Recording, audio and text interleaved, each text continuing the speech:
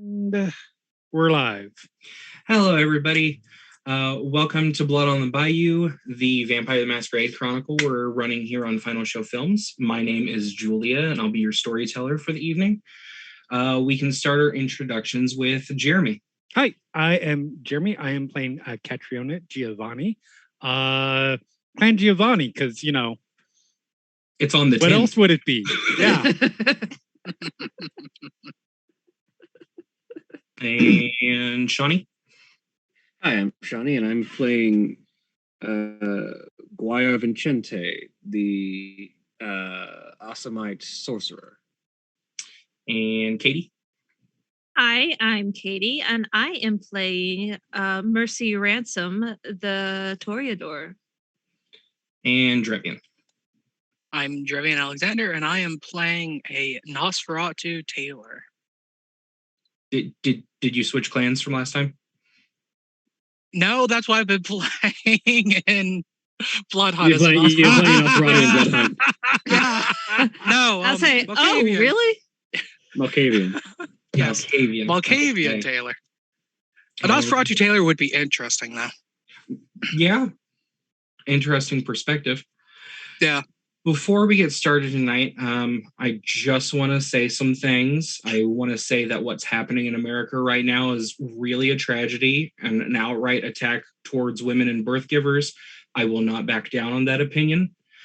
I know the TTRPG community is made of a variety of individuals of all sorts and ideologies. But the biggest thing I can ask right now for everyone is for you to be kind to all the women and birth givers in your life, because regardless of whether you agree or disagree with the decision of the Supreme Court, it does affect every person in our country. Yep. So, as always, I will continue to say, as long as I have breath in my body, Black Lives Matter, trans rights are human rights. Believe and protect women and birth givers, and fuck the Supreme Court. And expand the Supreme Court. We live in divided and indecisive times. So at the end of the day, just remember to take care of yourselves and those around you. That's all I ask. So now that I can get off my soapbox, when last we left off, the group were individually contacted by Destiny, the sheriff of New Orleans, to investigate a body found in Lafitte Cemetery. After a quick meeting and exchanging of pleasantries, our tentative coterie ventured into the cemetery to investigate, wherein they found evidence of what at first appeared to be a lupine attack, which raised some quick alarms. Finding help in an unexpected ally in the form of Agony, a Nosferatu who makes his home in, of all places, Nicolas Cage's mausoleum. One of the members of the coterie, Kat, used a ritual to discover the last moments of the untimely death of Alex Richards, the body that was found. An unfortunate victim of being at the wrong place at the wrong time. Learning that he met his fate at the hands of potentially two Sabbat individuals, the group went on to report their findings to Destiny and met him at the Museum of Art in New Orleans and was told that he would report their findings to Guillaume, the seneschal of the city. After being given the rights to feed in most of the French Quarter, our characters took Alex Richards' body back to Kat's home so that Kat could do a more thorough investigation, while Guayar and Mercy made their way to the French Quarter to feast on some authentic Latino cuisine and what would be considered a full English breakfast. Yum. So we pick back up as midnight draws in around the streets of New Orleans. A fog settles in off of Lake Pontchartrain, which I was told I have pronounced incorrectly every time I've said it. I think that's its purpose, though, is to be mispronounced. Like, it's Creole. It's not supposed to be pronounced correctly. Anyone from Louisiana watching, I deeply apologize. Our scene starts just outside of a toll booth on the causeway leading to the city. A convoy of trucks is stopped by a gentleman in a safety vest, stepping outside of the toll booth and raising a hand.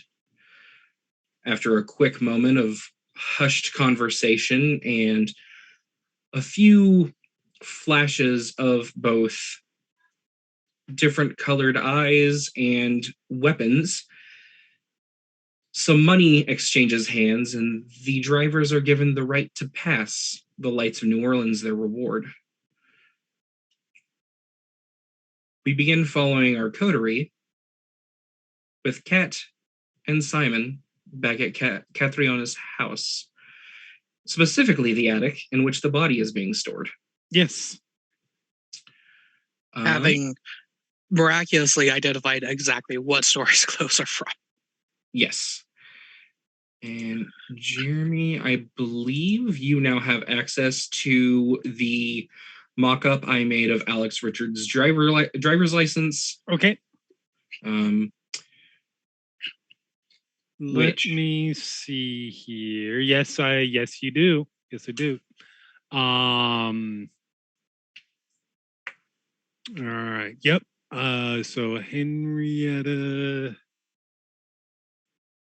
you're so you're from here, right? Talking to Simon. Simon? Yes. Yeah. Not originally, but I've been here for a while now. Good enough. Do you know Yeah. where Delisle Street would be? Perchance. Simon probably would. Yeah, I don't imagine that Drosen does. I've looked at quite a I few would be streets, but that one impressed doesn't if stand you. out. I would be impressed if you did, but Yeah.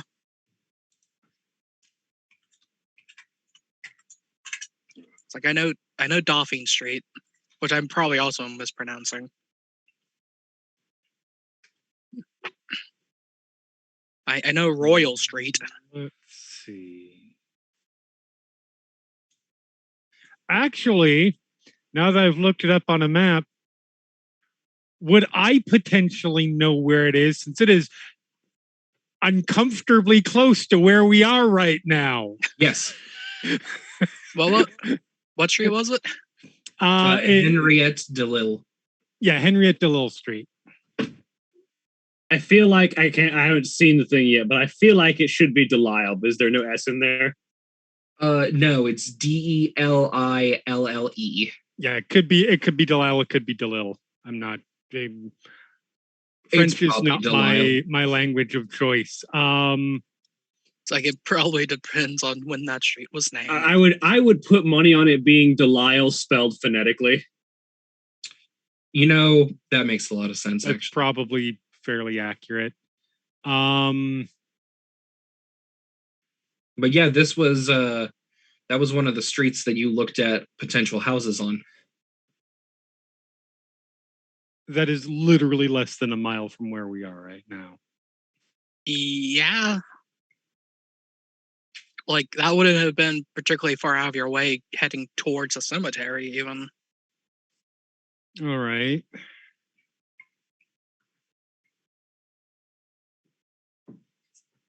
I suppose that would make sense if he was drunkenly wandering around, as opposed to being an idiot and driving down into this vicinity. Indeed. I mean, odds are that he is just some completely random nobody that stumbled into this situation. That's what it appeared to be. But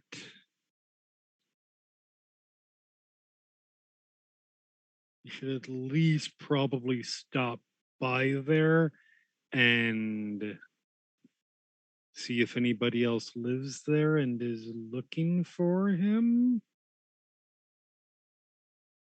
Because that could be a concern. Yeah. We don't need someone to go looking for No. a vampire victim. It'd also be good to make sure that he's not tangled into the occult in some manner that might also get others' attention. Absolutely fair. What time is it right now? It's about 1 a.m. Okay, so we still have plenty of time. Oh, that's like literally a few streets off of the main roads of New Orleans. Yep. Yeah. Yep. It is literally a 16-minute walk per Google Maps from from Cat's house. Corner of Esplanade and Rampart, and just go like a few streets down. Here for a walk. Sure. All right. I will send out a text to the group chat. Mercy will receive this text. Simon will receive it too. Taking a trip to visit our drunk friend from the cemetery. All right. Duty calls. I guess I better alert Guire.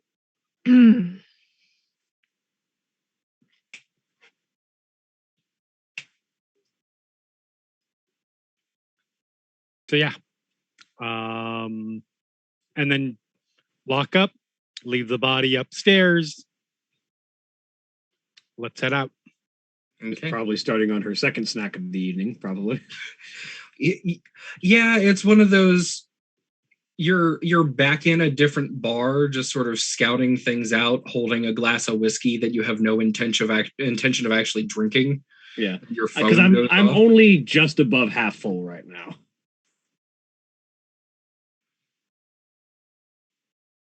Yeah.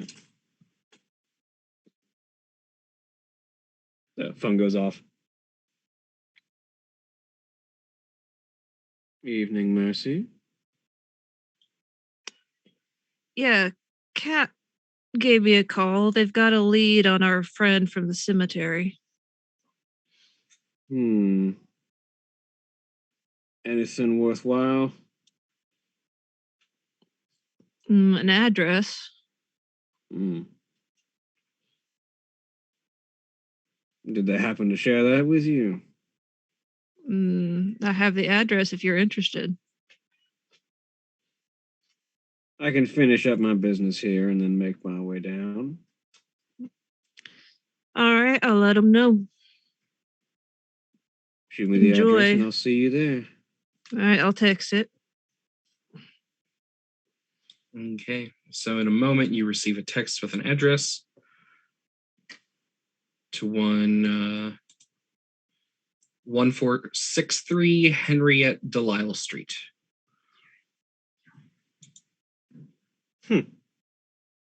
Probably not too far from where I'm at right now. No, it wouldn't be. So for sake of continuity and timing, Guayar, are you looking for the same type of prey as last session? Generally, of course, the secondary prey option is always anyone who decides they want to pick a fight with the devil.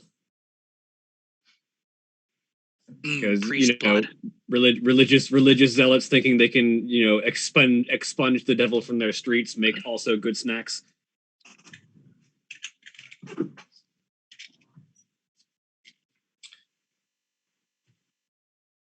That is fair. That is very fair. One of the things that catches your eye as you are just making your way through the quarter is a set of two individuals, two Caucasian males, in very obvious black top, white collar, black pants, very obvious brothers of the cloth, who are currently just talking to a group of people, but handing out pamphlets. It does seem like they're getting a little bit of aggravation from the people that are actually being handed the pamphlets. almost like they were proselytizing. Almost certainly. Guire kind of crosses by on the opposite end of the street, but pauses just long enough to make eye contact and let the beacon of the unholy just kind of sink in as a flaw. Let me just real quick. Yes. Using a flaw is a hunting tactic. Yep. You would be surprised how often it works. That is how my the 5-year-old female vampire I played in one campaign hunted exclusively. Can you help me? I can't find my parents. Nom. It's effective. Okay. So there is almost an immediate reaction the moment they make eye contact with you. And the one just drops the set of pamphlets he has and starts praying very loudly. And it's caused quite a bit of a scene from everyone. Mainly because people just start backing up and getting out of the way. The other gentleman has went the aggressive route and is starting to yell at you in Latin. All I can imagine is this goes horribly wrong, and that loud praying is actually like Malleus Maleficarum doing a prayer for armor of St. Andrew. Guire just kind of like standing across the street, leaning on the cane, just sort of watching the individual chanting in Latin, looking at the rest of the crowd who is sort of backing away. Any of them that show even the slightest concern for the individual getting aggressive towards Guire just sort of gives like the, no, don't worry, it's fine. And like continues walking in that sort of, I dare you to follow me kind of like, please make my day. Show me how you will cast out the devil. And as you get about half a block down the road, not even, you'll get probably 100 feet and you'll hear, get back here, it's not worth it. And running after you now is one of the gentlemen clutching a rosary and pulling a crucifix from a pocket. Oh, this is perfect. And she just kind of ducks into an alley real quick and waits. There is a brief moment where he goes right by the alley and then just sort of like dejectively walks back and then just yeah, he does the very cartoonish of and then is in the alley with you. Nice. Go ahead and roll me open a character sheet. It's a thing I should always have open on here. Give me strength and strength and brawl. Strength brawl, not dex brawl? No, I'm dex trying brawl. to hit him. I'm not Yeah, trying, dex brawl. Dex brawl? Okay. Dex brawl diff 6. Da-da-da-da.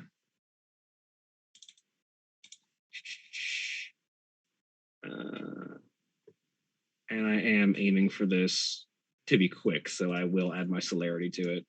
Okay. Dex brawl.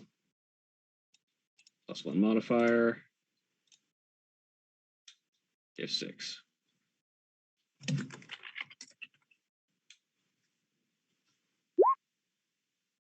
Oh. My dexterity specialty would apply, I'm assuming, which is yes. Unnatural grace. Yeah. Which means I believe you end up with 1 success. I right? end up with a success there.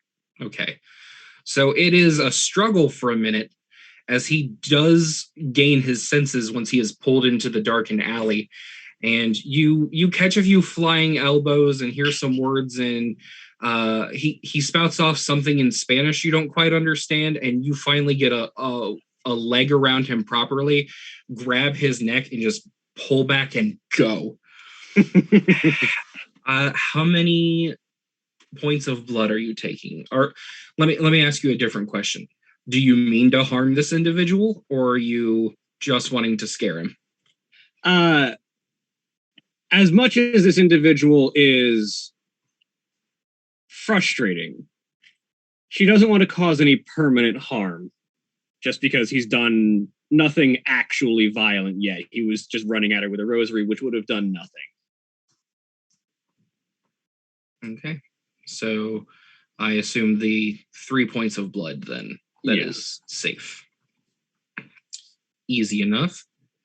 You drink your fill and just sort of slump him up in the alleyway.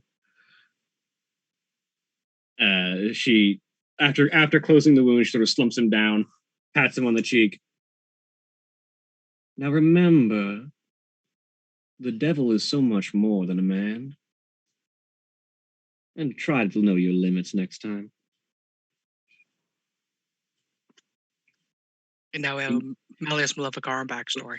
And you make your way off to the, as the movie plays in my head, you make your way out of the alley and the scene changes to Kat and Simon walking towards a not the worst house on the block you've seen, but it's old. Okay. It looks like it got beat to hell back in Katrina, and not too much was done to soup it up other than the necessary requirements and a fresh coat of paint. There are 2 lights on in the living room and 1 car in the driveway. Okay.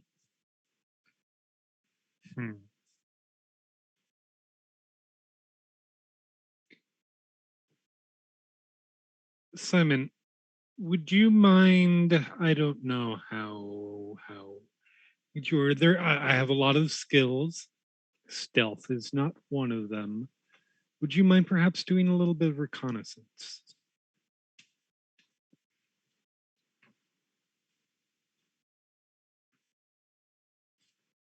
I can certainly try. So I ask.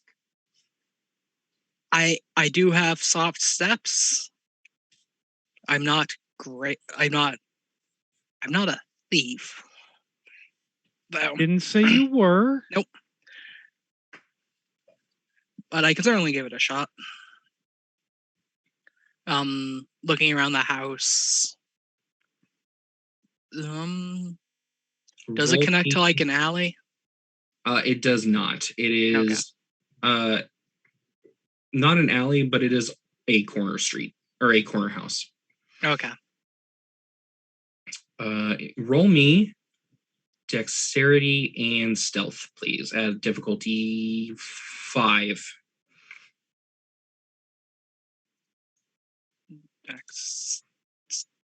Stealth. Since this is reconnaissance, can I use heightened senses with aspects for this? Yes, you can. Okay. I have to remember what to add for that. It reduces the difficulty by your aspects rating. Yeah, for perception rolls. Okay. Not using perception on this though. No, this is the roll to see how well you can sneak around, and then yeah. have you roll for how well you can gather the information you want.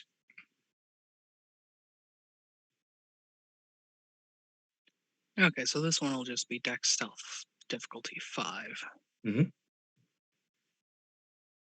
2 successes. Looks like that went to just you. I'll take your word for it, though. Yeah, make sure on dice pulls, make sure you just set it to. Yeah. Let's see. I mean, that was even better. Oh, yeah. So. So you do manage to sneak around the house without being noticed. Go ahead and give me a perception and alertness, and go ahead and subtract your Auspex rating from that at a difficulty. So base difficulty 6. So for you would be, how many points do you have in Auspex? 2. So it'd be 2. diff 4. Okay. Perception and what was it? perception and alertness. Alert. Okay. Difficulty 4. 2 successes. Inside of this house, you can see there is a woman roughly in her either late 20s or early 30s, a bun of a tangled mass of red hair in an oversized t-shirt laying on the couch with the news running. Currently, it is just a news segment about Mardi Gras, because that's all the news channels are going to cover right now. And the other thing you hear is a child crying. And she heaves a big sigh, gets up, goes into another room, and following her around the house, she goes into a young child's bedroom. If you had to guess, somewhere around the toddler stage of child development, which has always been weird to me because it's like from when they can walk to when they're in preschool. So, Right. like rolling dice with that. But that is, inside of the house is very, very clean, but does not look very high class. It's very down to earth decorations, very minimalist. Nothing that really sticks out or screams, "Hey, we worship Satan." Nothing black massy. I mean, a good cause was just keep that stuff in the basement. Exactly. But Simon will quietly walk back over and inform Kat of a lady and a child. She frowns a little bit. She's sort of doing the thing that you do with the pen when you're flipping it through your fingers, except for with the license. Mm-hmm. All right, I've got this. She straightens up, pops her neck to one side, and then just walks right up to the door, and there's a quietness that hangs in the air with just the sound of the news blaring in the background for a moment. And that goes completely quiet. And then you hear slide of a deadbolt, slide of a chain, and then creak as the door opens and one green eye peeks out. Can I help you? Hi. This might be a little bit awkward. I just got into town last night, and when I was flying in, I was making my way through the airport, and I happened to notice, and she pulls out the license, this. And I assumed it had been dropped, so I'm just stopping by to return it. She opens the door. Small child, girl, roughly 2 or 3 years old, face buried into her mom's shoulder. Okay, did you happen to see my husband with it? I didn't. No, I was simply, I'm trying to make my way through security, et cetera, et cetera, et cetera. And it was just, it looked like it was next to the Cinnabon. So I assume it had just sort of dropped out or something, maybe fell out of pocket. I don't know. But I just happened to notice it on the ground and was like, well, I can at least return it. I assumed it was somebody just walking through. So go ahead and roll me manipulation. Yep. And subterfuge. I will spend a Difficulty willpower on this. 7.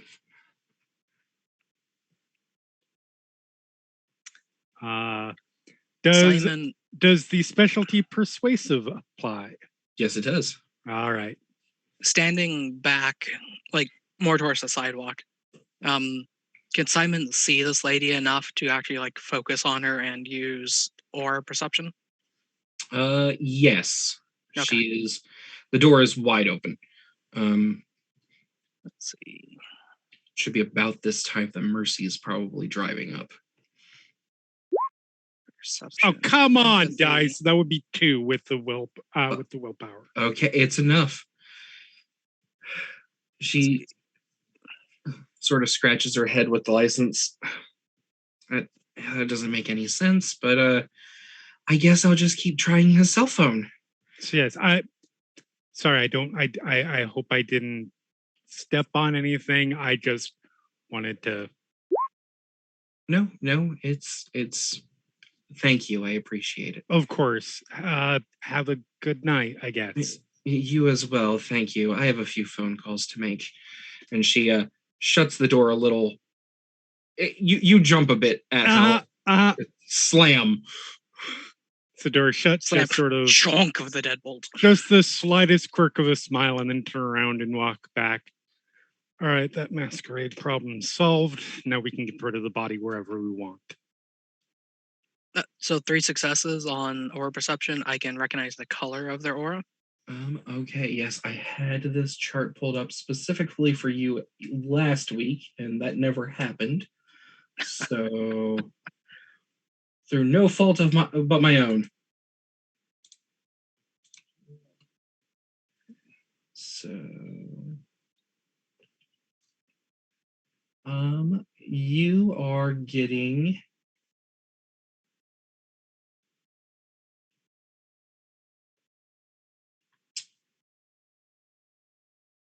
a mixture of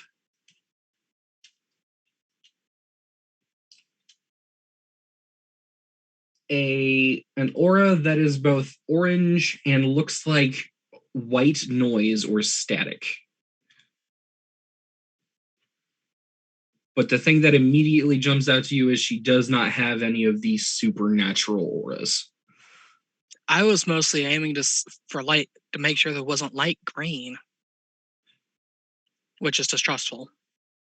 No. Simon's main goal was checking that Kat's lie actually landed properly, and that she believed Kat and wasn't distrustful of this information. No. For our viewers at home, the colors that were displayed were both were orange and white noise, which means confused and afraid. So it's about this time that Mercy's hearse pulls up. She's gonna park a little bit away from the actual house because, I mean, she doesn't want to arouse suspicion with a hearse at 1 o'clock in the morning. Of course. You need to get an incognito mode of transport. It's good. It's marketing, okay? And it's New Orleans. Who's going to bat an eye at a hearse? But the aesthetic. I run my own business. Marketing So is do I. tough. I just don't drive it everywhere. Marketing is tough. I gotta advertise in the best way I know how. That is fair. She'll walk up to.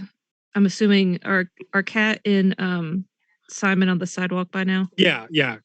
Kat would have been like Mhm. in the process of starting to walk away from the place. But Mhm. stops when she sees the hearse. So Mercy would kind of like do the head tilt thing, like come this way, just so we're Nods not a little bit. not standing in front of the ladies' windows. Yep. So what'd you find out? Unfortunately, not very much. I was hoping that the place would be abandoned, that he lived alone. Sadly, not. There is a wife and a daughter. Fortunately, she is going to be assuming that he left on a plane now. You want to go get some milk? Or at least was meeting somebody at the airport, or any number of horribly suspicious things that will keep her from looking for bodies. Well, all right. I guess that'll do it. It's not ideal. I would have liked to be able to search his place, but you do what you can. Yeah, well, suppose you're right. So now what? Well, we know that this was a local. She certainly didn't seem to have any sort of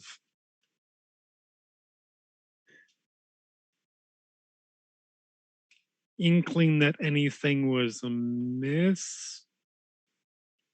And by her aura, the light work, she's confused and anxious, and she wasn't Well, distrustful of it. So it seems like well, I can. took it. She Well, I wasn't can only- sparkling or pale or any of that other nonsense that I hear Mm-mm. about. Okay. This was just a sad sack who wandered drunkenly into the wrong place at the wrong time. Sure sounds like it. So, anything else about your from your ritual tonight? No, there wasn't anything. I did not do that yet. I did some preparation of the body. The ritual stuff is it takes a little bit longer. That's but fair. At the moment, I think I'm sorry to call you out here. I don't know that there's anything. I don't think there's anything new that we have at this point, other than we know he lived very close to where his body ultimately was. I think it's fair to say he probably went for a nightcap in the quarter, maybe had a rendezvous with some mistress or It's something about like this that. time that you all can hear a motorcycle approaching. Oh, good. She got my text. Let's keep walking. Let's not have a large powwow directly in front of the poor woman's house. At least move like half a house down or something like Yeah, that. let's keep Like walking. around the around the corner or something like that. Motorcycle parks next to the hearse. Walking by, Simon does want to be checking the windows and seeing if she's visible and how she's reacting. You can see the shadow of her from the TV, and she is walking back and forth. She's still the shadow's a little muddy because that's what happens when it hits windows. Mm-hmm. But you can tell she still has child in one arm and very obviously has cell phone.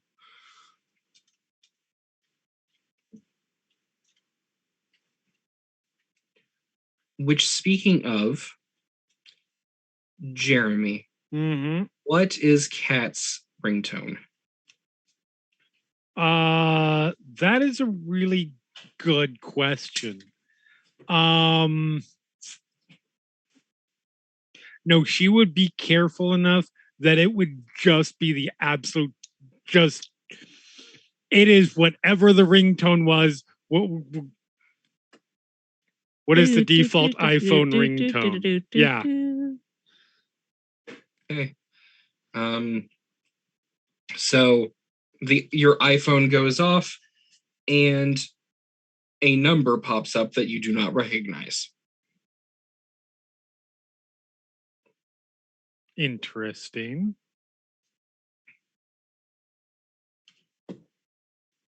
I'll answer it. Don't say anything at first. Hello, darling niece.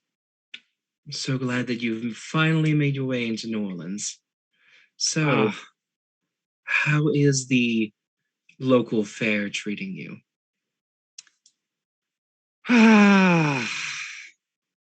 Elena, how are you?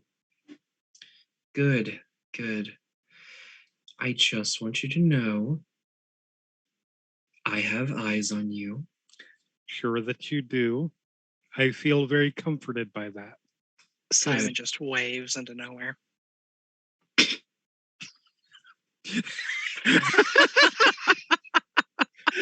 I love that so much. Heightened senses. He can probably pick up that phone conversation. Yeah. Hi, Aunt, I've never met. Oh my God, amazing. I will look forward to seeing everything you're doing in the city and see how you're furthering the Giovanni name.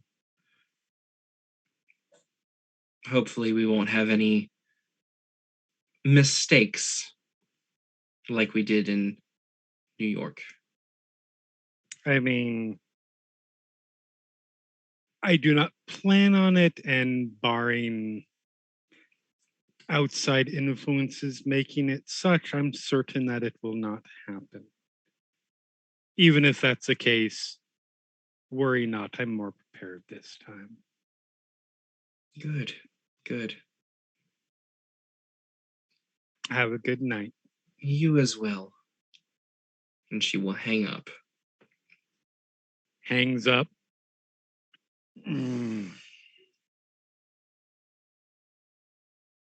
Nothing. Just all the faces looking. As Guayar is walking on the approach. So, Simon find just has a anything big useful? Cheshire grin. Sorry, what? So find anything useful? Unfortunately, not in this particular. Sorry, no, not in this particular situation. Our good friend, Alex, has a wife and child, so we can't just bust in and see if there's any information. But based off everything Simon and I have discovered, it seems very much like it was just a bad coincidence for him. Have you spoken to the wife and child? The child will not be saying much. The child is an infant. I did not speak with the, well, that's not true. I spoke with the wife, just well enough to have her assume that her husband is leaving forever or had a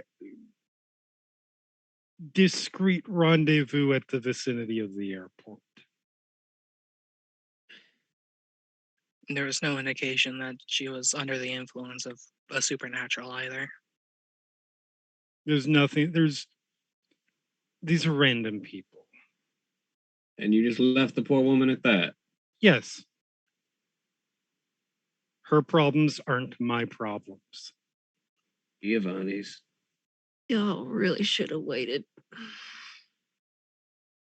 Our job was to make sure that the masquerade is protected. We do that by getting rid of the body, which functionally we've done, and making sure nobody comes looking for that body.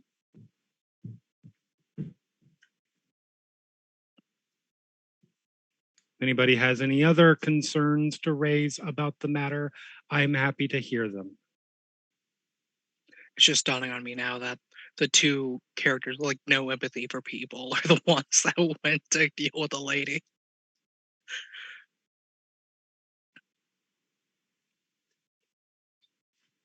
So our bigger concern is where to find these people, these two. I mean, shall we just start assuming? What? So we just start assuming and call them Sabat? Well, first off, can you get me that gentleman's first and last name again? Yes, Alex Richards. Thank you very much. Memorize I'll the be right information. back. Guire says as she goes to walk towards the mother's house. Ah. Yes, this Okay. is going to seem completely never mind. So you approach the home. I'm can walking the hear- other way to be completely out of view. So at the least, You manage to duck behind a building somewhere so that you can still hear, but yeah. are not in immediate line of sight. Approaching the house, you can hear varied hurried conversations in Spanish. Mhm.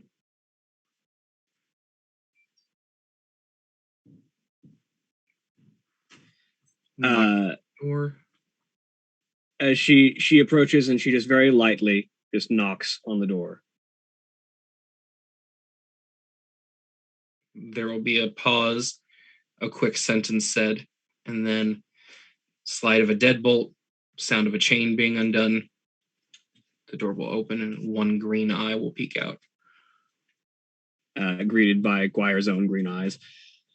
And she will say, good evening, darling. I'm sorry to disturb you at this time of night. Are you relative of Alex Richards? Yes, I'm his wife, she says, opening the door fully. You can see the small child, very, very tired, but still confused about everything that's going on. Oh, hi there, she says in the sweetest voice towards the small child. She doesn't say anything, but she's definitely like looking at you, intrigued. Mm-hmm.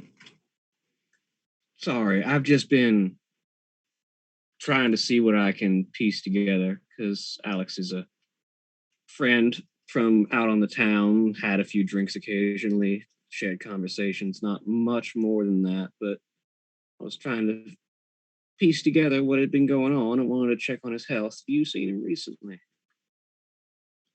I haven't seen him since yesterday morning when he left for work.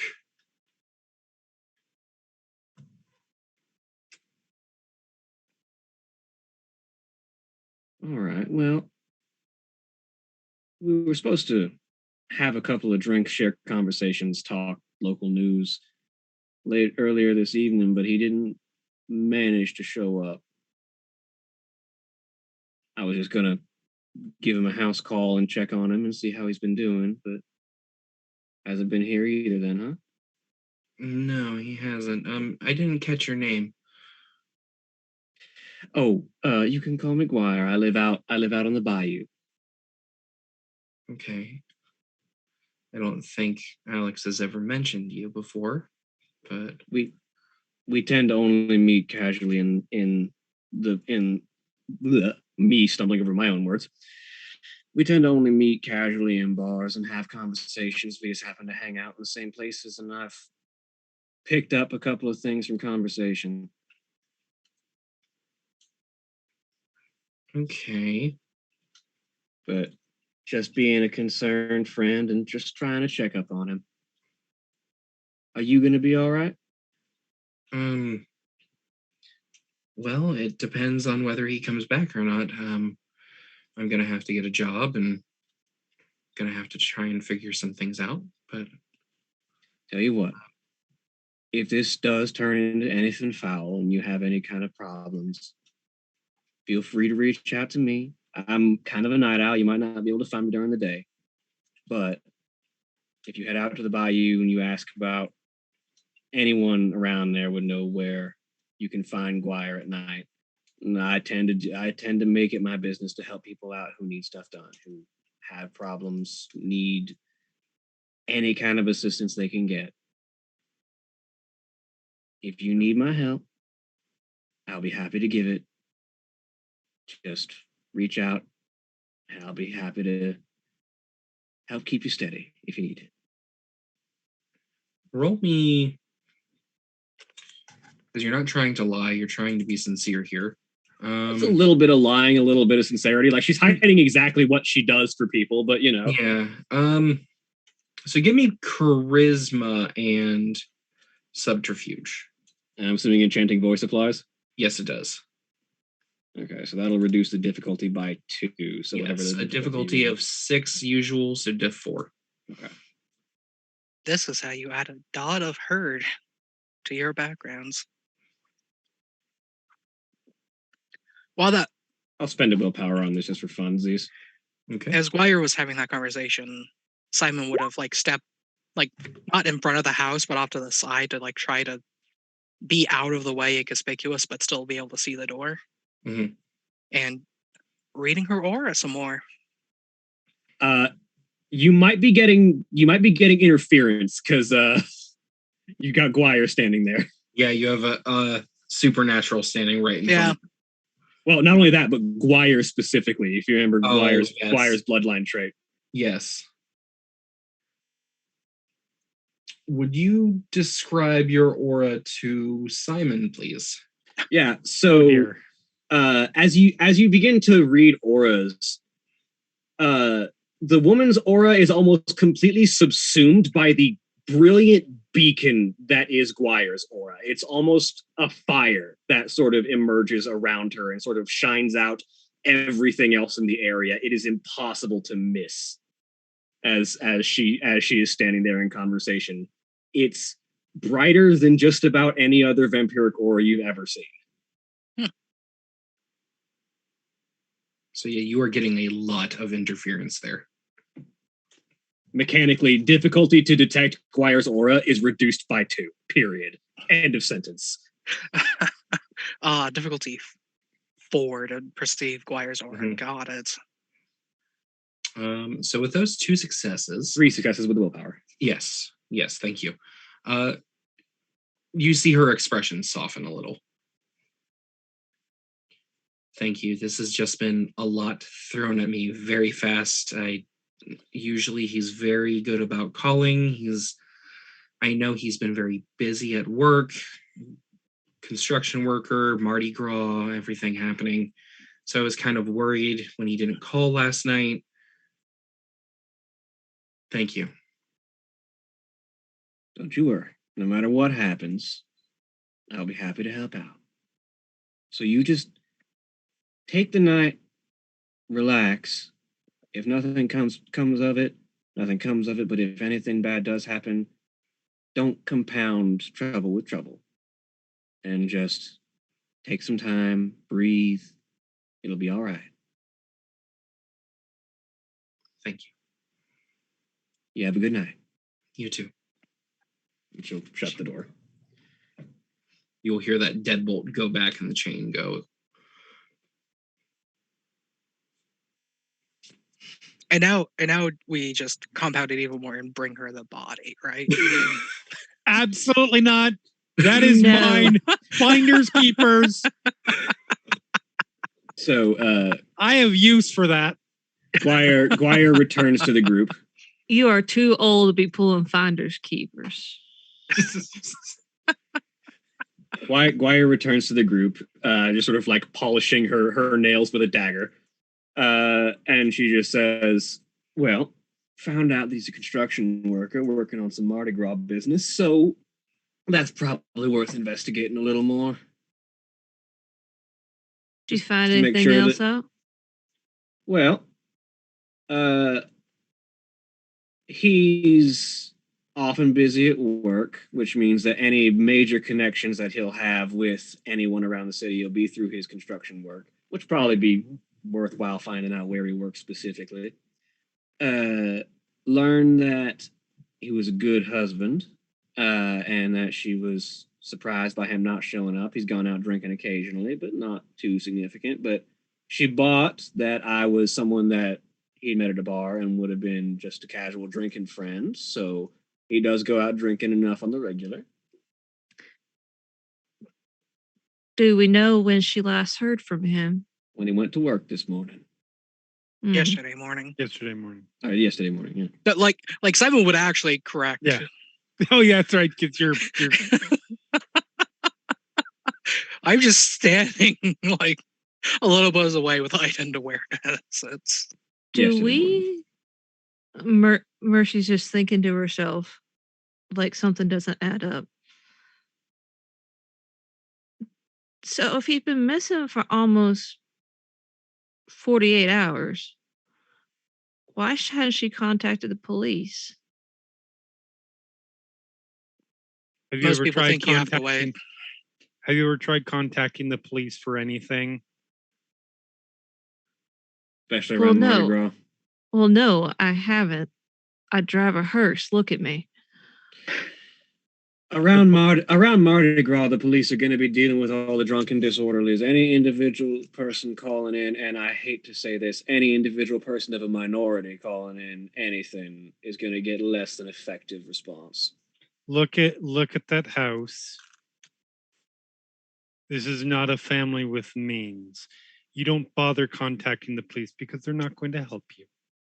There's also just the prevalent myth that you have to wait like 24 or 48 hours before Also contacting Which is a pile of bullshit, but Also, the elusive self-deception of hope that maybe it's not all bad. Yes, Hmm. PSA to anybody listening. If people don't show up when they're supposed to, do not wait 48 hours. Call No. the fucking cops. Yeah, it's usually something like a 48 or whatever 72. It's hours. it's whatever it is, it's a myth. yes. Yeah. depends on the state. Yeah, some states Well, actually do have some local ordinances. Yeah. To be fair, actually do have it. Just find out what your ordinance is. And it's not everywhere. Yeah. On a national level, the chances of finding somebody alive drops drastically After the first 48. hours. After the first 48. Yep. Yeah, there's a show about So- that. Unless the police tell you have to wait by law, don't wait. Yes. So, back to Anyways, the conversation. Yeah.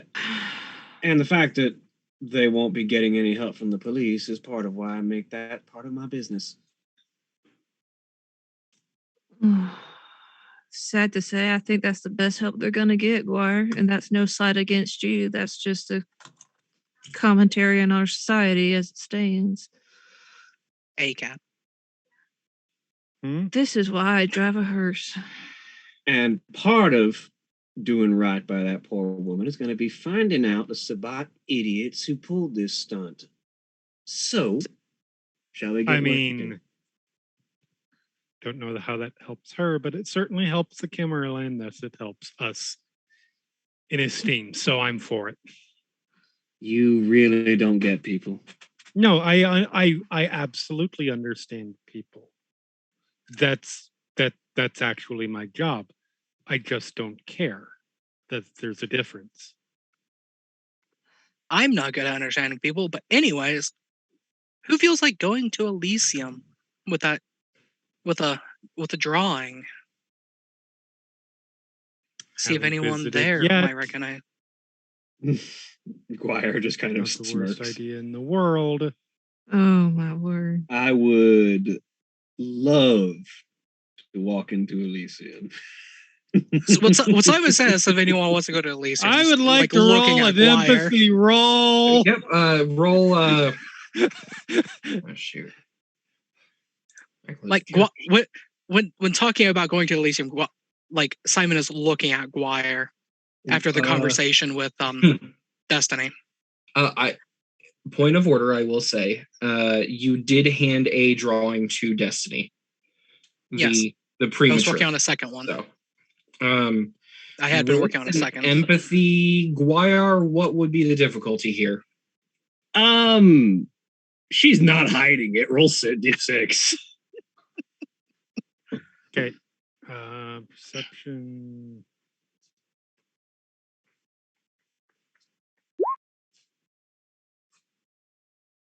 Yeah, not there. 2.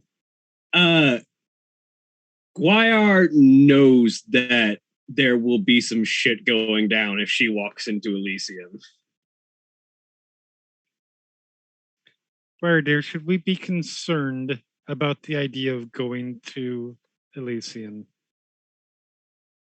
Well, Or I guess, let me phrase that differently. What should I know before the group of us heads to Elysium that I should be prepared for? well, you should first know you know my clan. I do. Second, you should know what your friend peeped when he read my aura.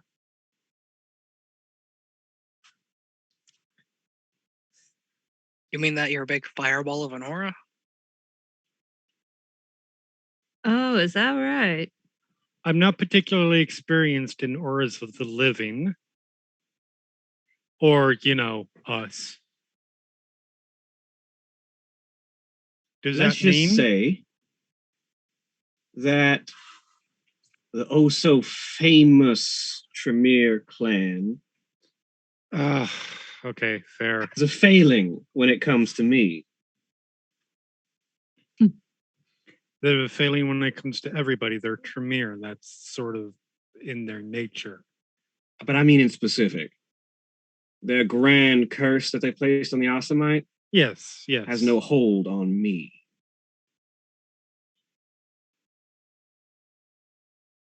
So you're Okay. basically a big middle finger to the Tremere. My sheer existence is proof that the Tremere are fallible and their curses can be broken. A cursory Oh. examination of their history makes it clear that they are ridiculously fallible. But that is a fair point. I bet they love that. One of the better magic users. 2 rules of Empire. 1, avoid the sunlight. 2, do not trust the Tremere. And shit talk them whenever possible. But let's just say there's a long history with my having been here the past 200 years of the Tremere thinking they know things and me proving them wrong. I mean, so there is hostility there. I get that. But it is Elysium. Like, it is Elysium. We're not going to get into a life or death fight, which kind of decries the point of Elysium, are we? And I think that's, well, they're the ones who set the rules. That is true. But if there are witnesses besides them, they are also bound by those rules as a general inclination. But yes, you'll probably run into nothing more than Alexander Ward shitting his pants, but How long has Alexander been the keeper of Elysium here? Roll me. That would be.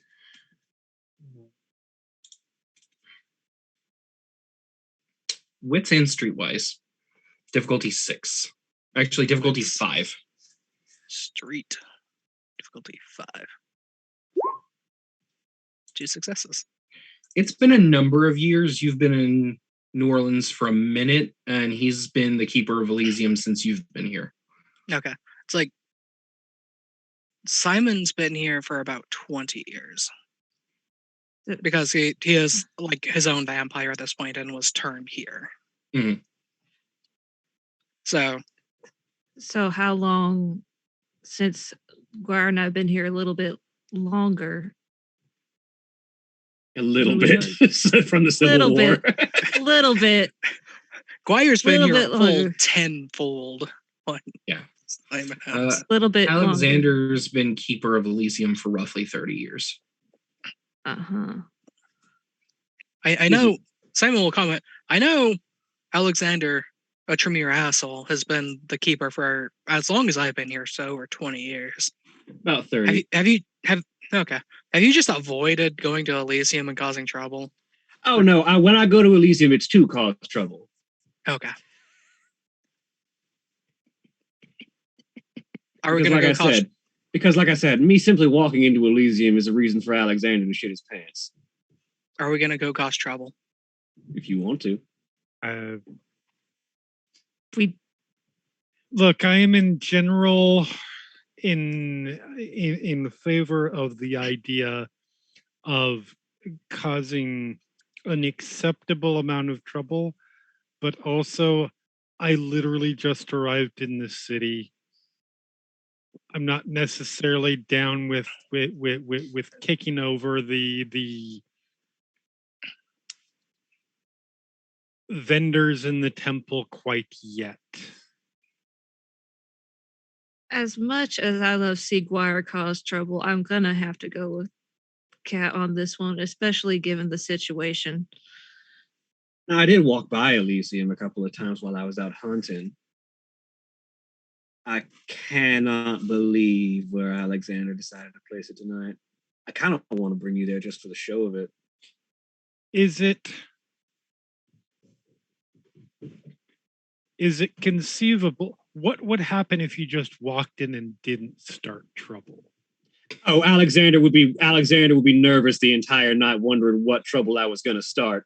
Isn't that a reward in and of itself? It absolutely is. I just think sometimes it's not worth the effort. But if we want to go there, we can. Because we do need to get this. Well, Will we? Actually, now that I think about it,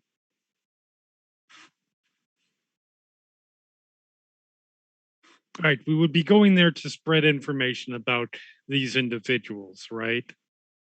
To spread information or try to find information, either Or try way. to find information. We're going there with a purpose related to our job, not specifically for Guire to cause problems. Do we want to do that quite? Do we want to just inform the Camarilla in this city at large that the four of us, not yet fully established as a group working together, to be frank, are looking for Sabat in the city, to people who, if we're asking information about them, and if somebody knows information and they have not presented it already, that may imply that they are working with the Sabat, so that would be putting a target on our backs. Actually, there is someone that I would be worth talking to. Thinking about it, they'll almost certainly be in Elysium.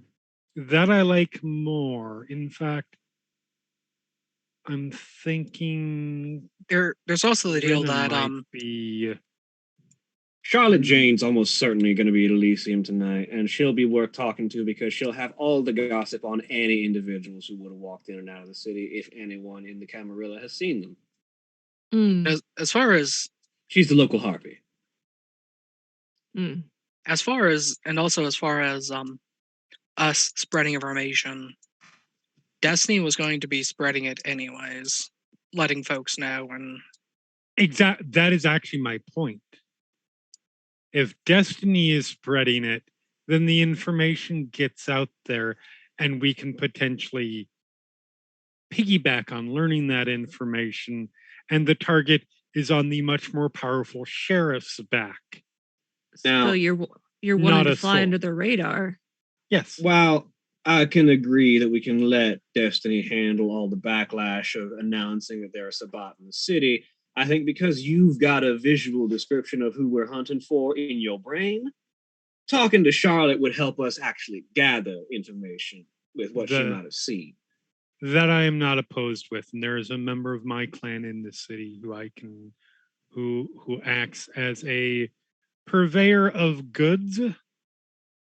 You might know of anybody being snuck into the city, not Sabat, but individuals in general, or may know of the ways that people are being snuck in specifically, as opposed to a general sense. Now, you will get dinner and a show if I end up going to talk to Charlotte, because she'll almost certainly be right next to Alexander. That sounds delightful. Oh dear. Completely out of character. Is Charlotte the girl from last week that was eating blood sorbet? No. Okay. That would have been funny. That was an off-screen NPC that will be an important tool later. Fair enough. I figured. I just wait a minute. Is that the connection here? So, shall we head to Elysium then? I cannot wait to show you the fact that it's in the Masquerade bar. Oh, I don't- Because Alexander Ward is a fucking idiot. Guire, That is- you walking in, it's not going to be what causes problems.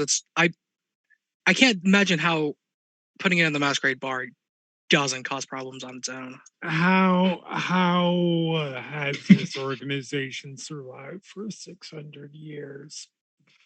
the hell is Alexander thinking? That Cat, doesn't I don't think he was. I'll be honest with I'm you. sure he thought it was funny, and Has he ever? It's a It's very where- good question. let's go. Cat, you ask how this organization has survived for 600 years. Keep in mind, Alexander's only been in charge of Elysium for 30, and they're Sabbat in the city now. I think she meant the Camarilla. I I meant Fair. the Camarilla. Yes, I meant the Camarilla.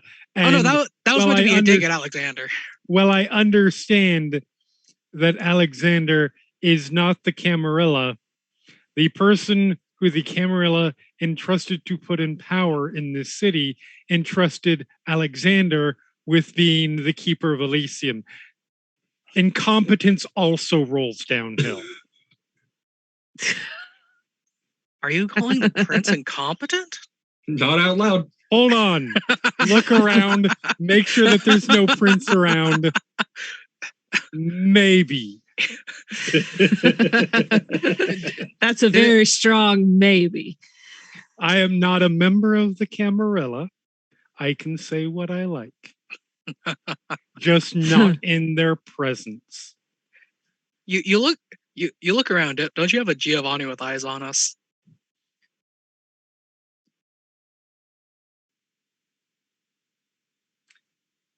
In the future, It's when Simon we just are waves into fielding- nowhere again. when we are fielding phone calls, I would consider it a point of courtesy not to listen in on them.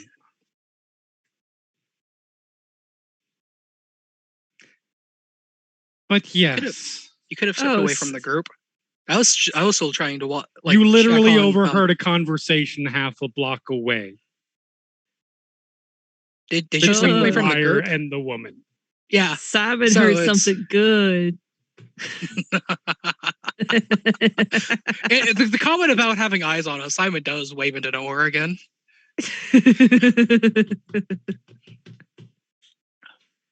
Let's go. All right. Yes. Let's go. I know the way. I walked by it a few times. Walking by the house, Simon is checking the house some more. Seeing if she's still just pacing around making phone calls or whatever.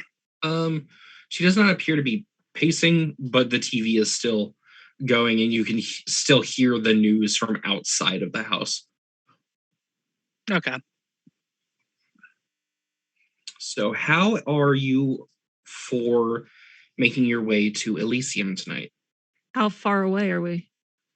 It is on the far side of the French Quarter from here. Mhm. So it's probably 45 minutes by walking.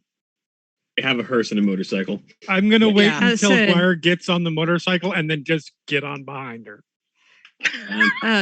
Simon. Simon wanna spin in the hearse? Sure. All right, ride hop it. in the back. Awesome.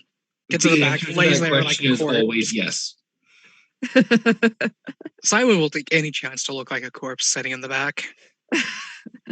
Considering how finely dressed he is and how pale he is, he fits the role. Make yourself comfy back there. Simon absolutely looks like a corpse laying in the back. He's just he lays down, crosses his hands over his chest. Yep. Eyes closed. Not making any effort to even appear to be breathing or anything. I just might have to hire you out sometime. You make a good prop.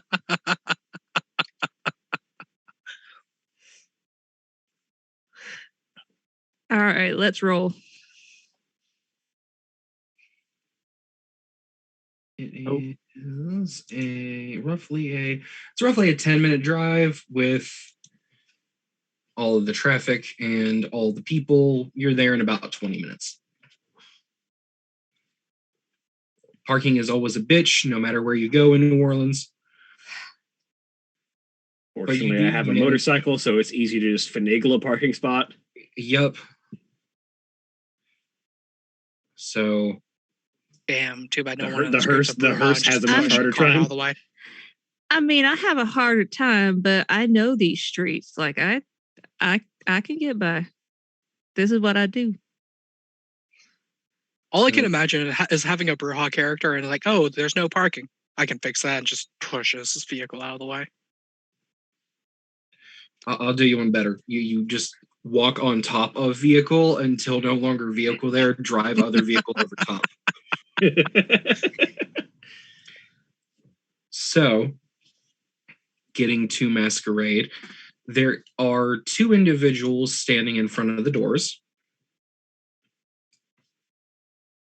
both of which look to you. Oh. The one on the left, taller African American man, has a clipboard, flips through a few pages. You are recognized, and you are recognized, but the other two, they're new. Yes, I'm new to the city. Katrina Giovanni. Okay. And Simon, he points to you. Who's just never been to Elysium in the 20 years that he's been here, I guess. No. Love it. I love it. Yes. I normally stay around my shop over in the French Quarter up on Delphine Street. He will turn the clipboard towards you and pull a pen from a pocket. Simon takes the clipboard and reaches into his own breast pocket and pulls out his own pen. And the same will go for you as well, Kat. Okay. He takes the clipboard. All right, I think you all know the rules. Keep your hands to yourselves. Always. No tomfuckery. Never. He undoes a rope, lets you through, and entering into Masquerade nightclub is a scene of pure debauchery. There are people who are openly feeding. There are people who are just drinking. It is vampire. It is kindred and kind intertwined without the veil. Mm. And Guire, knowing who she is here to talk to and knowing that it's best to make as big of an entrance as you can to get her attention, just sort of steps in, clangs the cane on the ground for the loudest metallic ring that she can get, and says, "Oh, it's good to be back." Knowing exactly that she's going to get all the attention she wants and all the bad attention that she's just so happy to get as well. Okay, give me a charisma and expression roll. Difficulty 5. Your charming voice will apply to this. Difficulty 3. Yes. Charisma, expression, diff 3. I'll put a willpower on this. I'm trying to get the harpy's attention.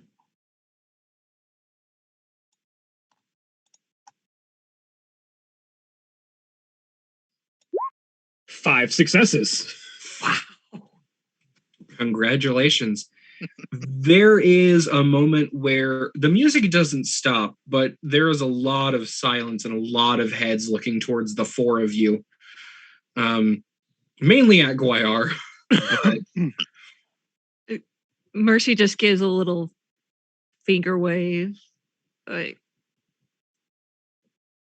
there is a moment where you are allowed to just enter and walk, and almost as soon as the immediacy of the attention dies away, standing at your side, Cat, since you are the furthest out on the group, is a man in a black peacoat with a paintbrush mustache, salt and pepper spiked hair, a set of glasses, and sparkling blue eyes behind them. Hello. Hello, pleasure to meet you. You as well. I'm Alexander Ward. Ah, yes. I've heard so much about you. Catriona Giovanni. A pleasure. Miss Vincente. So wonderful to see you, Alex.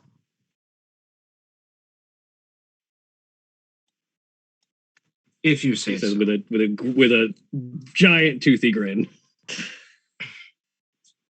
Now, Charlotte. would you be a dear and tell me where, as I try and remember, where Charlotte's been hiding? She has actually sent me to find you, and I will lead you the way now. As he takes you to a back room that is cut off from the rest of the nightclub to the point where it is soundproof. And he holds up a hand once all of you get inside, because sitting on a rather unceremonious metal folding chair, and standing right beside her, you see two female individuals. One roughly between the ages of 15 to 17, shoulder-length red hair, wearing a very simple black t-shirt and ripped jeans with Chuck Taylors. And sitting on the chair with a paintbrush in her hand is a woman in her mid-20s with brown hair that goes just to the small of her back, a leather jacket discarded to the side. She's wearing a white tank top tucked into black ripped jeans and shin-high combat boots. I offer my deepest bow to the prince.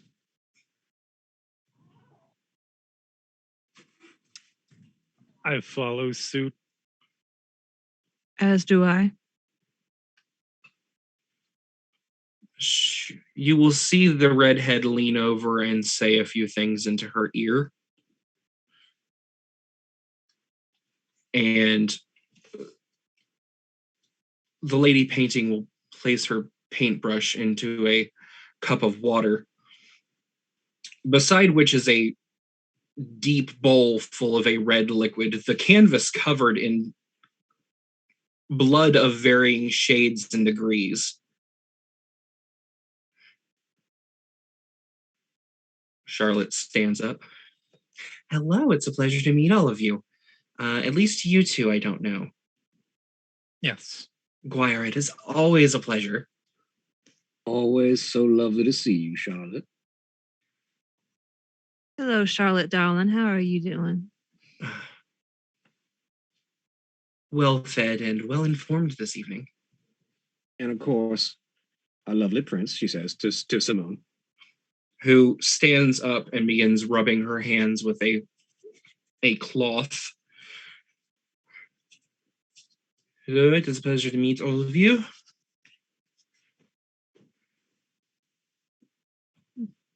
I believe we spoke a few nights ago. Yes? She says, pointing to Cat.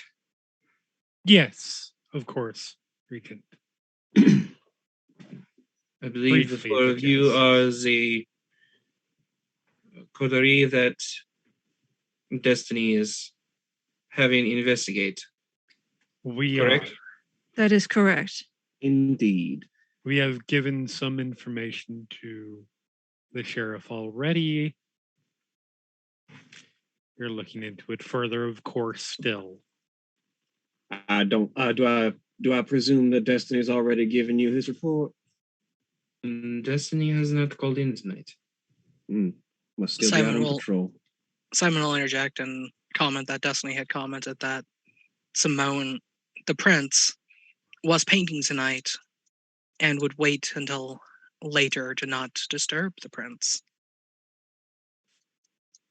I do apologize for interrupting. I wasn't aware that you were painting with Charlotte directly. I'd actually come to try and seek some of the harpies inside. Oh, I see no reason I cannot allow you to borrow her for the evening. Gracious. Well, with your blessing, Aguirre sort of extends a hand gracefully, as if offering a dance. Charlotte will look to Simone, who will give a slight nod, and she will take your hand and follow you out, I assume.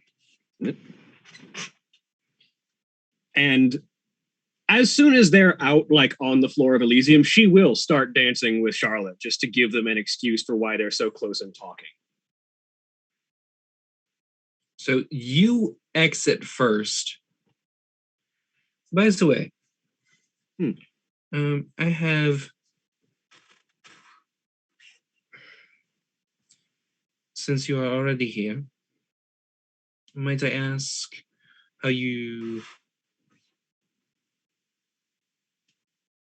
what you saw? What you found? Yes. Absolutely. I will have Destiny make his report later, but I would like to know.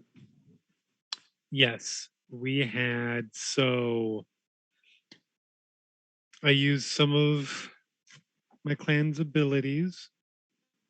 And got, for lack of a better term, a point of view account of the situation.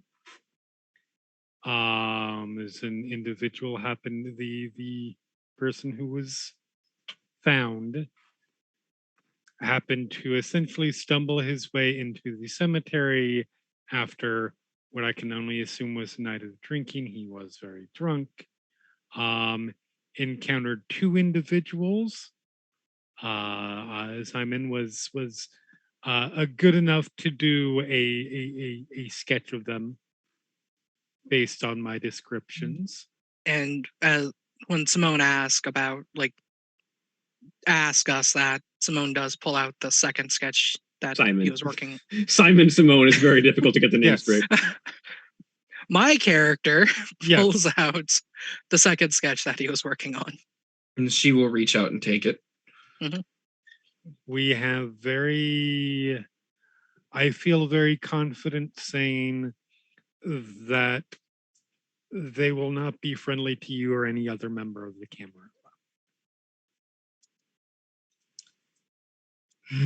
They were speaking, forgive me, I do not know Spanish. But they were speaking and using like Camarilla a lot, Kine. They were very clearly vampires. I know just enough to know that they were not fans of yours. There are not many who are fans of mine. And when they saw him, they proceeded to, flagrantly ignoring the first law of the traditions, chase him down, murder him quite spectacularly, as I'm sure you have had this scene described to you. We've looked into him. There is nothing special to him. We've covered those tracks. No one will come looking for him in any significant way. Fantastic. But yes, we have reason to strongly suspect that our neighbors down south might be coming up for a visit. This is For whatever reason. troubling, but not entirely unexpected with Mardi Gras on the horizon. So yes, that's what we found so far. We were here hoping to perhaps speak with people and see if anybody recognized these individuals, get to more information of that nature. She will pull a cell phone from her pocket and take a very quick picture of the sketch Mm-hmm. and send that off. Which is very interesting, seeing somebody from the 1500s just use a cell phone like nothing. Right. Just learned how to use a cell phone. Has not lost the accent yet. If I may, Regent,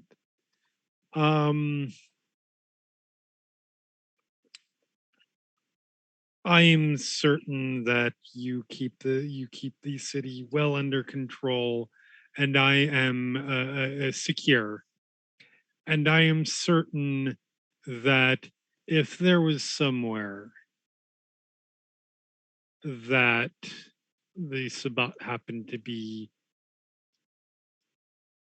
hiding people while bringing them in, you might have a guess as to where that might be. Just an educated guess. If I had to guess, it would be the warehouse district. That would make sense. Fair enough. There's always potential for something to be hidden there. Though I can give you the name of a woman who might know a little better than I when it comes to that. That would be very useful. Unfortunately, you will have to talk to relations. Okay. She will give you a phone number and Okay. inform you that it is your Aunt Karina. Okay. Fair enough. The aunt that does not want to kill you. Yes. Yes. No, that is perfect. I was planning on speaking with her about this matter anyways. Well, thank you. I will most certainly get on that. I do want to thank you, all of you, for being so professional with this. We don't want to raise suspicion. Of course not. We will endeavor not to, your prince. Now go and enjoy Elysium. Enjoy whatever carnal delights you might feel the need to indulge in. If I might ask a question. I have a feeling I know where this is going, but go ahead. Is another member of my clan, are they Elena Giovanni, are they known to frequent Elysium often? Do you know if they happen to be here? As far as I am aware, tonight Elena is not here. Okay. She comes and goes with Elysium. So if I were you, I would keep your eyes open. Absolutely. I always do. Thank you. And yeah. She will point to the door and sit back down. Yep.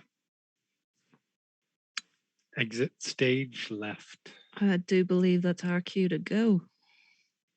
On the way out, Simon does compliment her painting. She will say nothing to you, but good. Well, like a not just like a passing compliment, like a critical compliment of like some aspect of the painting itself from someone with artistic skill. Mm-hmm. So Guayar, Yes. you are dancing with Charlotte, and she is full force, just dancing her undead heart out. Mm-hmm.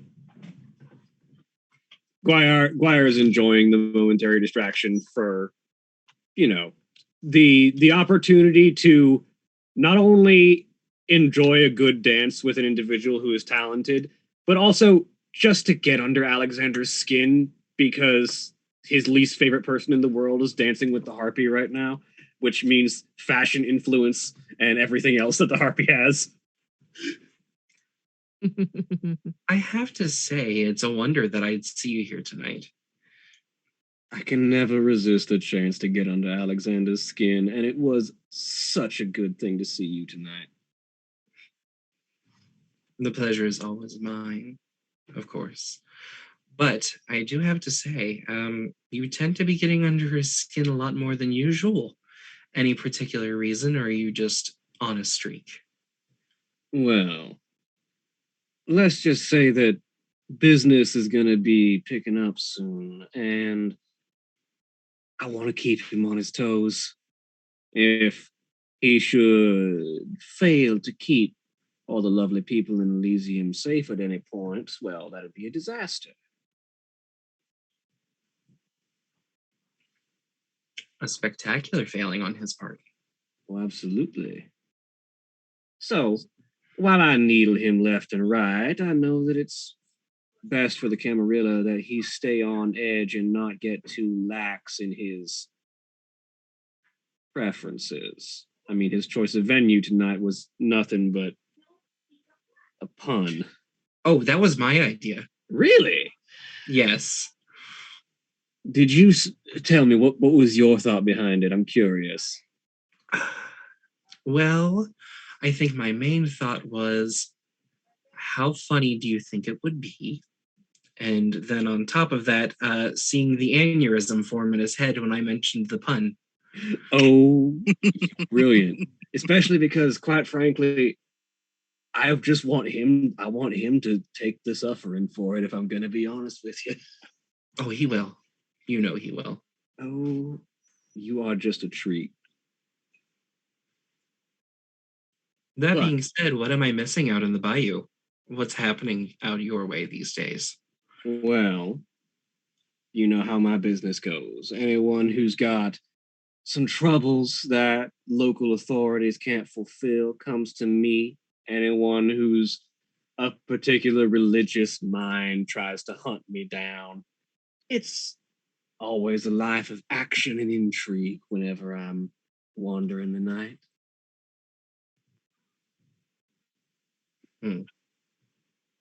But there's some particular business coming around that I think you in particular might be helpful with. Oh, really? And which of my many talents do you need help with tonight? Information gathering, most of all. Ah, yes, my favorite specialty. So, there's a couple of vampires who've been wandering around town causing trouble and not particularly caring about the masquerade. And I think with all the contacts you've got throughout the city, you might have seen a whiff of one of them, at the very least. There's always a chance. Tell me, what did they happen to look like? And she will give she'll give the best description that she possibly can, the most artistic, like having seen both sketches, the most like detailed descriptor, and having listened to Kat describe them, the most detailed description that she can give of these two individuals. Well, they're not anyone I immediately know off the top of my head, though I could send a few texts, and without much time passing, I could probably get a name or two. Destiny really should put me on his squad, but... Well, we all know he's protective. Yes. father besides- and all that. And besides, all of us would be heartbroken if we were to lose our beloved Harpy. Flattery will get you everywhere, darling. Oh, don't I know it? She says as she offers a twirl for for Charlotte. Okay, so what's in it for me if I get you these names? Well, Outside of the obvious benefit to the Camarilla and yada yada yada, duty to our bloodlines. well, I'm doing this as a job for destiny, but is there any kind of favor you might want from the devil of New Orleans? A favor. How about we just leave it at that to be determined later? I'm up for that. Fantastic. And she will take your hand and just lightly bite it Mhm. and not take anything, but she does extend her fangs into your hand. And she will place her hand up to your mouth. And she'll do the same. Yeah. Fantastic. Okay, I will go on a little wild goose chase and see if I can't drum up a couple names for you. In the meantime, I'll go enjoy Alexander having a meltdown in the corner, watching us dance. Fantastic. And I think we're going to take a break right there. It's almost 9, so we will be back in just a few moments. All righty.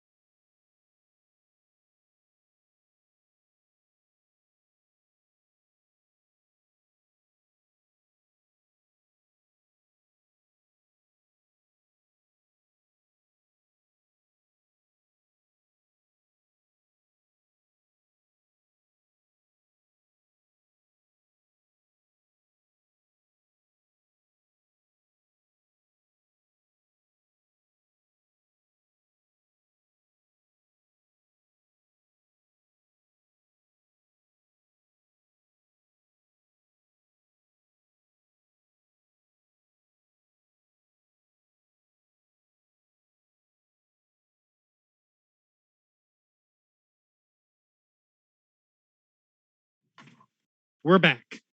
All right. So, Guayar, you finish your dance with Charlotte. She bows to you politely and then scampers off into the night, just sort of disappearing amongst the debauchery. Guire bows as well, very politely, and then goes to see if she can get an extra drink while she's here because it's Elysium. Who knows? Maybe there's Oh, a free that is easy enough, and you won't even need to make the rolls. That is, you are more than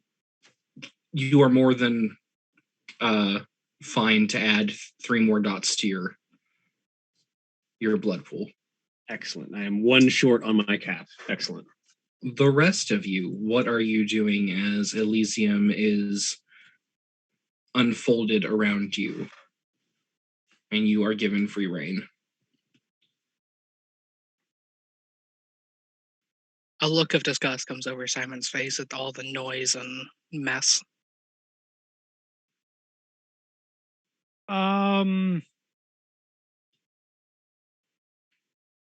Cat is mostly for first night in Elysium. You don't want to go too crazy. Is mostly going to be people watching, getting faces. Probably sticking close to.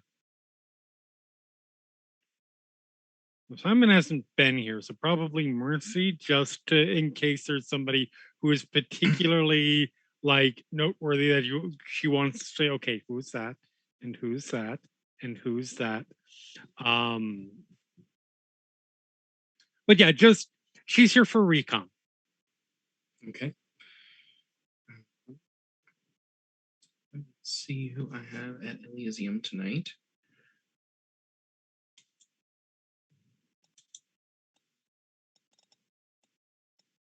So the 2 of you can both roll wits and streetwise. Mercy, you will be at difficulty 5. Cat, you will be at difficulty 7. That is legit.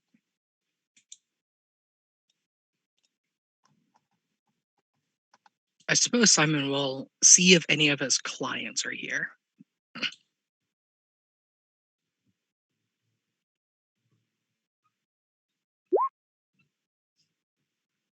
Absolutely nothing.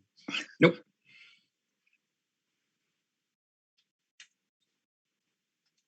Difficulty 6 or 5? 5. Okay. 2 successes. One of the big names that stands out to you that's here is a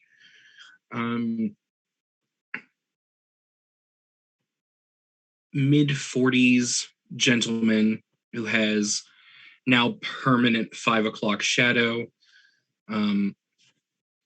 tousled blonde hair, wearing a pair of rounded glasses. He's wearing a suit vest and a white button-up rolled up to his sleeves and a pair of black latex gloves, with a set of black trousers and black shoes. He is currently talking to a few individuals, and the thing that catches both of your eyes as Mercy points this out to you is he hands a wad of cash over to a gentleman who hands him a small glass unicorn figurine.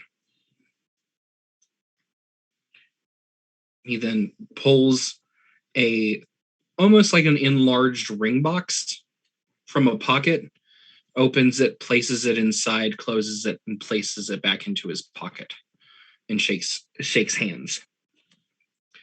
Mercy, you know this gentleman as Jonathan Kellerman, a rather high-ranking Malkavian individual in the city. His street name is the Curator.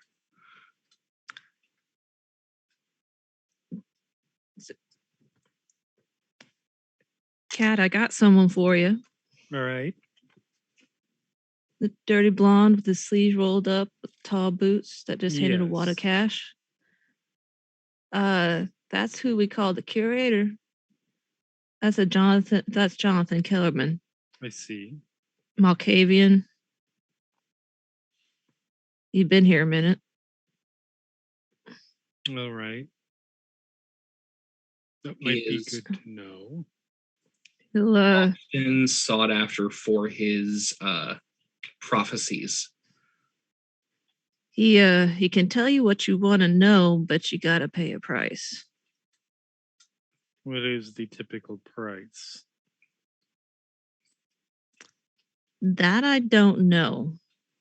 I just know he deals in prophecies. Not aware My of the favorite. price.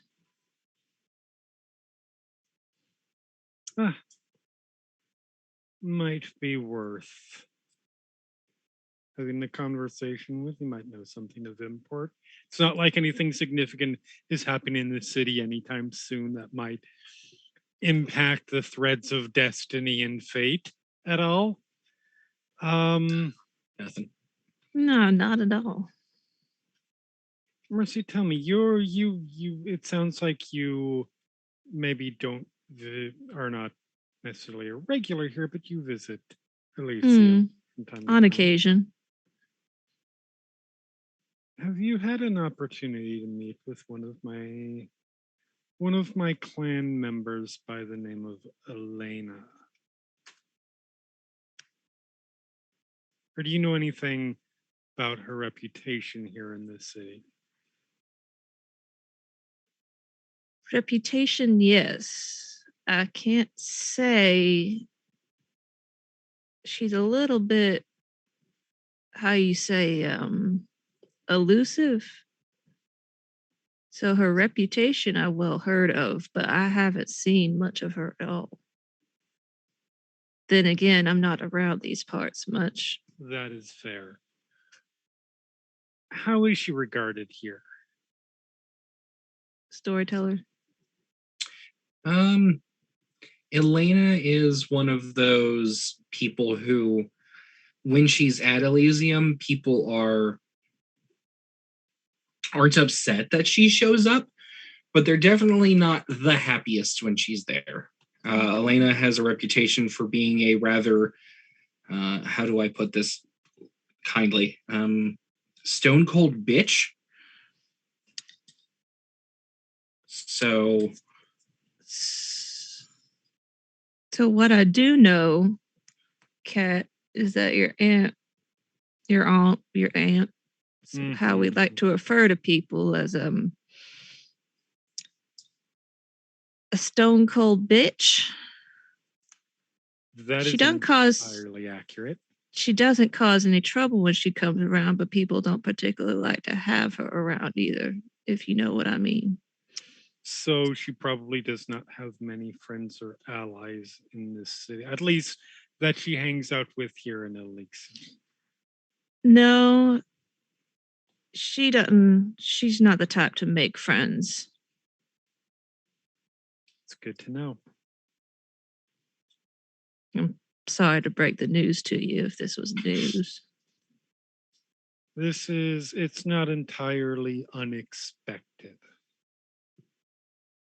Elena is a very resourceful woman who has done a lot of good for my family. Mm-hmm. And we have a complicated relationship. So it's good to know. It's good to be apprised of where her strengths and weaknesses are in this city so that I can help the family shore up where she's weak. Well, I can already tell you just by spending a few hours with you, you're already much more of a people person than she is. So you've got that going for you. I appreciate that. Yeah, she's always been more of the organizational kind, and she does.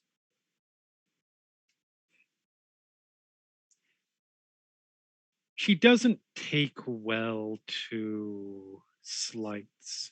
So I didn't imagine she would be incredibly popular in situations where there are harpies and other systems of social barbs, and she's better at mental combat than social combat. Let's put it that way.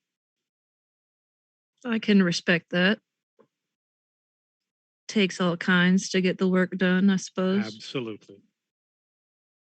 Thank you. I appreciate the information. Mhm.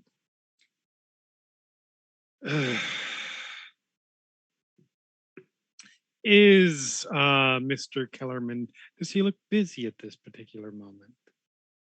As the two of you look towards him, he is staring directly at Simon. Like wherever Simon currently is in Masquerade, he is just dead focused on him. Oh, well, this is a situation getting information might work itself out without me having to pay anything delightful. Hmm. Where Simon is in Elysium depends on if there's any of Simon's clientele there tonight. There are a few people who frequent your shop there, and you can make idle chit chat with them. Yeah. As much as Simon does idle chit chat. Yep. And then probably also depends on if Simon notices that the Malkavian Primogen is looking at him.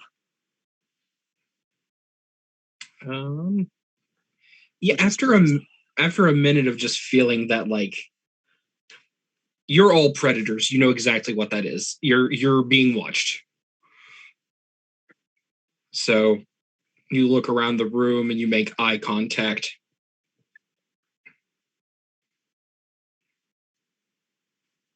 And he just sort of does the golden retriever thing. Head tilt. With his head. And then just holds up a finger and beckons you over.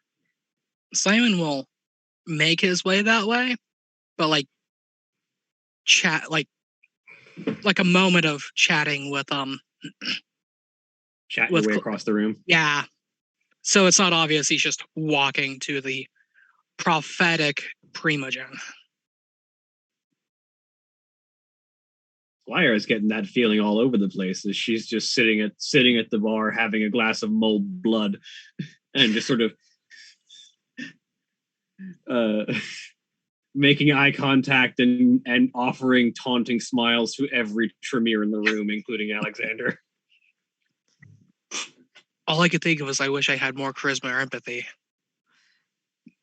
Just start demontation on the Tremere. That's what experience is for. Yeah. Question: do Mercy and Kat see the whole yes, Jonathan beckoning him over? Yeah, the two of you would have noticed that.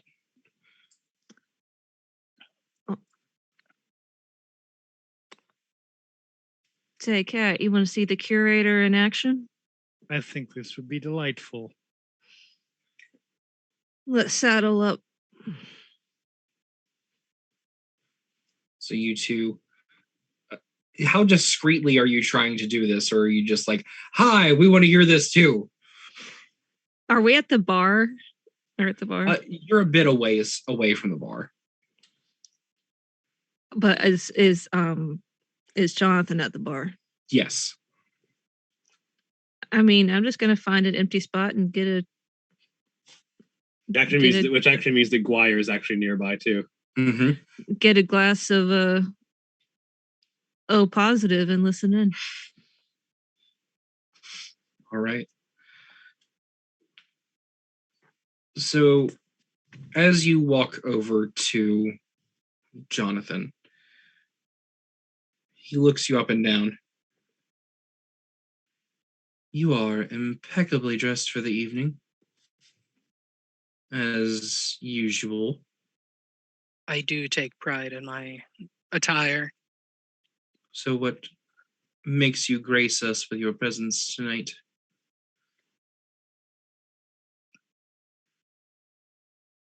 Elysium isn't really your forte. No, not particularly. How much interaction has Simon had with Jonathan? Not a lot. For being the primogen of the area, he's very reclusive. So the fact that he's out at Elysium tonight is a little important of itself. Okay. It's like, it isn't mine, but it usually isn't yours either, from what I hear. Ah, yes, but I had a very important package to pick up. Another piece from What was that? another piece from my collection. Okay. Ah, yes. Always need those things to curate, as your nickname goes. He will give a slight bow. So tell me, brother, how goes things? How exactly is the web treating you?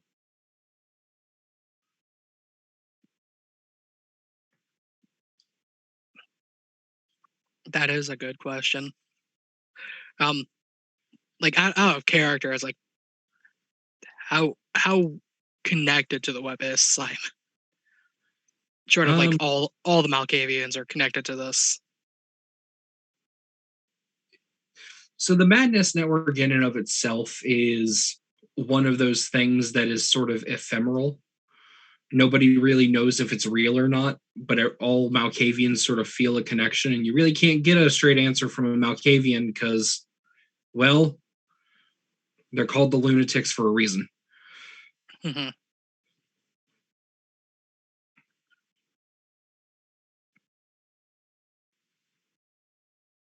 How is the web treating you?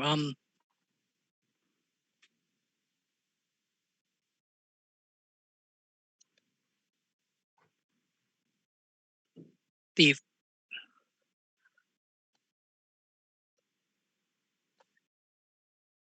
I want to word this like very cryptically. Okay. I just can't brain how to word that. The downfall of roleplay words. Yeah. Especially for dialogue heavy.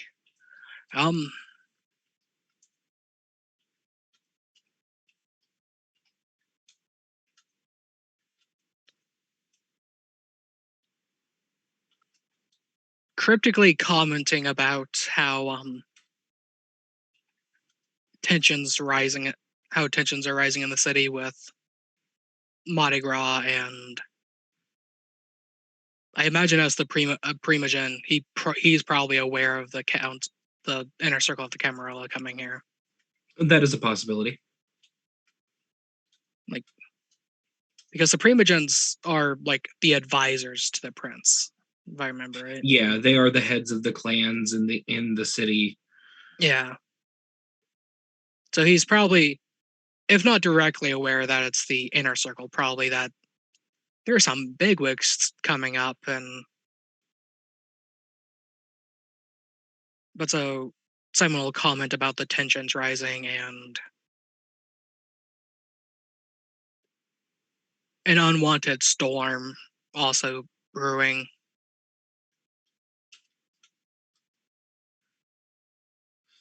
Fascinating. Truly fascinating. Well, I will leave you to your evening of. And he just all of a sudden grabs your wrist, and his eyes sort of glaze over.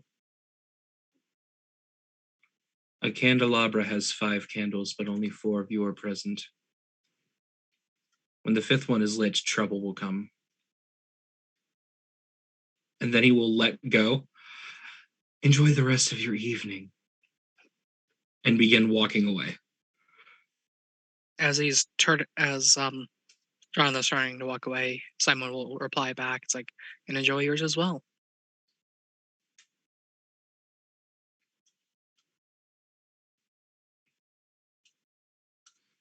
So the four of you are at the bar.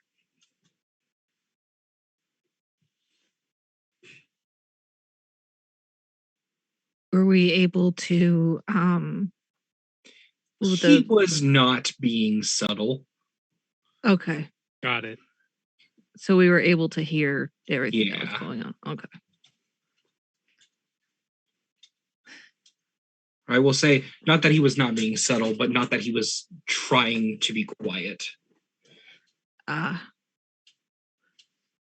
He wasn't making a scene, but he wasn't causing one either.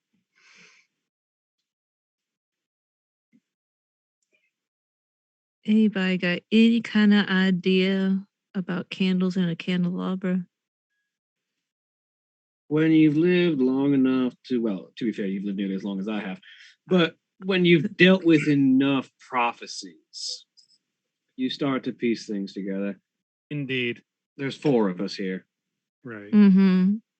There's a That I fifth one gathered. that's going to get involved in this, apparently. We're down. And when they do, shit hits the fan. Well, that's good to know, she says sarcastically.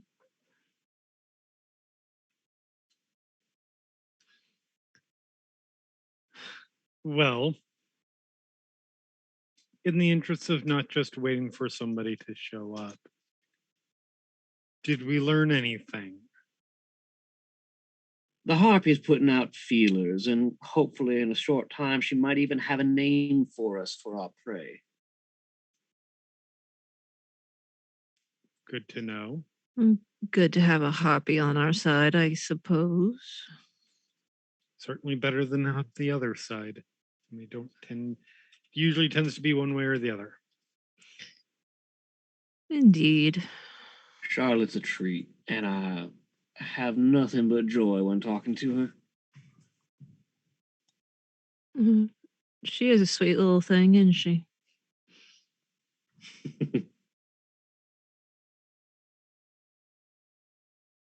Well, Doesn't mean you can underestimate her. Oh, I never underestimate the sweet ones. Mark my words. That being said, we have any other business here? Or are we done? here, I'm just waiting until Charlotte comes along with any information she might have picked up on short notice. And frustrating Alexander for fun. here I don't have anything, but I have a call to make to a family member who might be able to give us some more information. Sounds promising. She runs the alternative market. Ah, So if somebody is sneaking something into the city, she might have a good idea.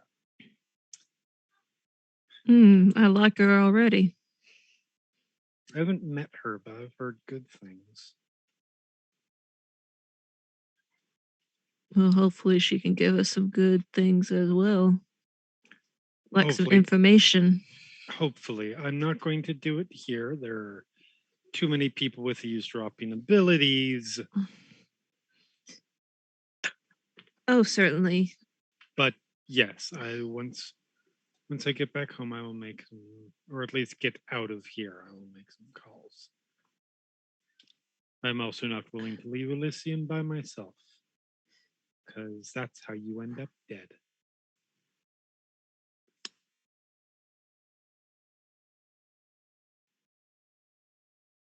So yes, let's wait for good Charlotte to show up and deliver some pop punk goodness. I absolutely, that was unintentional, but the second that left my mouth, I was like, God damn it. It's always someone. So, In after the a good- intervening God damn it. in the intervening moment, Simon will joke to Guire. It's like, I do know demontation. It'd be kind of funny to just prod at the It Tremere a would little bit. be hilarious, but you'd end the night with your head on a spike. That Yeah. is that is getting dangerously close to an attack. And depending on how strictly good Alexander interprets no violence. Well, when I I'm hear around, tell he inciting interprets it. violence is a When I'm around, thing. he interprets it very strictly, which is why I'm all smiles and frustrating nods when I'm in Elysium.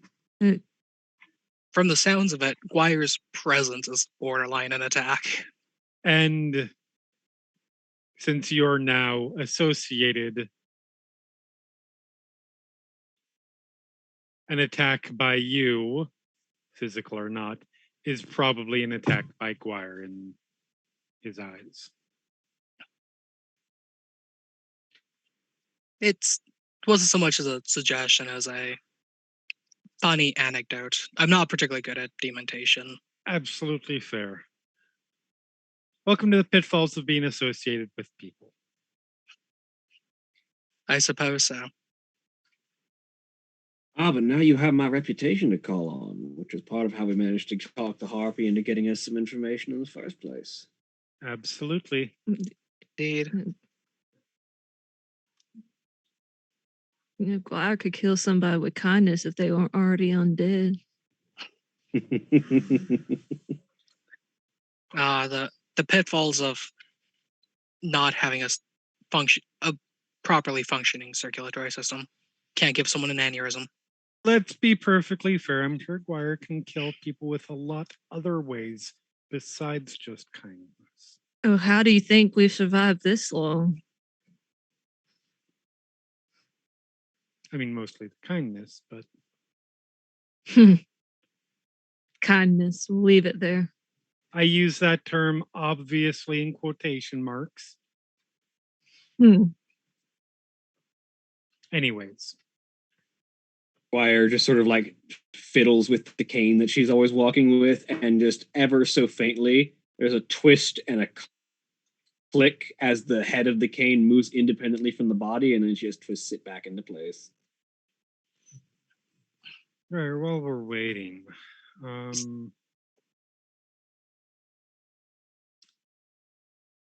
if I can, I say this being fully cognizant that you aren't. There are certain things that you're obligated not to say, and that you may not be privy to. But I'm curious if,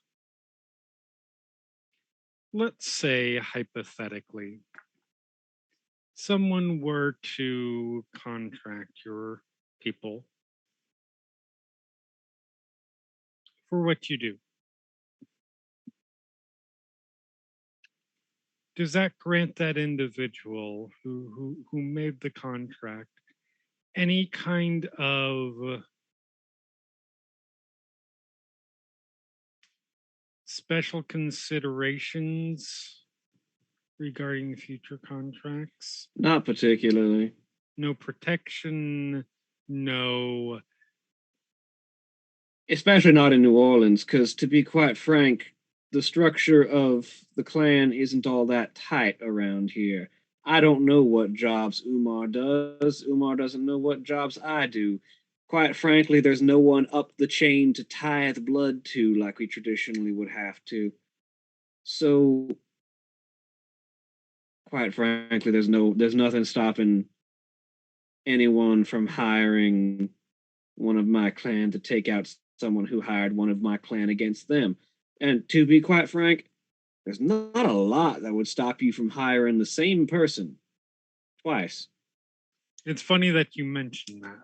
I was just about to. It's just, again, this is a curiosity thing. I want to be clear. In this hypothetical situation that may have happened, there are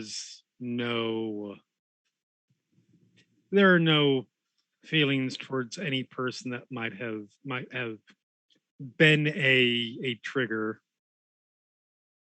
puller. Have you perchance, or do you know if I'm sorry, the other person, the other member of your clan in this city, have you ever operated out of New York? Do I know if Umar's been to New York or any of the other notable? You know that Awesomeites? Umar is not a native. Hmm. And that is as far as you really know. Umar's not from around here. I couldn't really tell you much other than that. And you are stayed here typically? I've been here for the past 200 years, huh? Fair enough. I appreciate the information. Now, the one thing that would stop an individual from being able to hire a particular member of the clan for a job would be if they were the target. Professional pride and all that. It's very difficult to buy off an Asamite once they've been bought. Of course. And you have services beyond just the more famous one, correct? Oh, I can do a great number of things for a great number of differing prices. If one were to want to put on retainer as a potential protection against one of those, essentially to avoid being. You want a targeted. bodyguard from another Asamite who might be after you.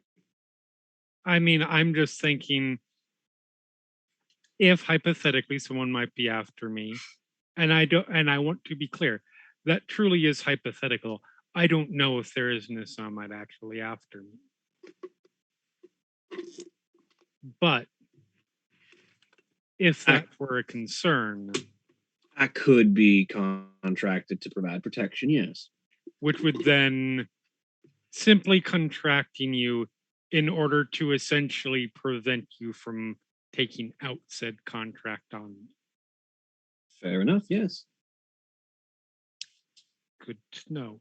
And conversely, or not conversely, but pursuant to that,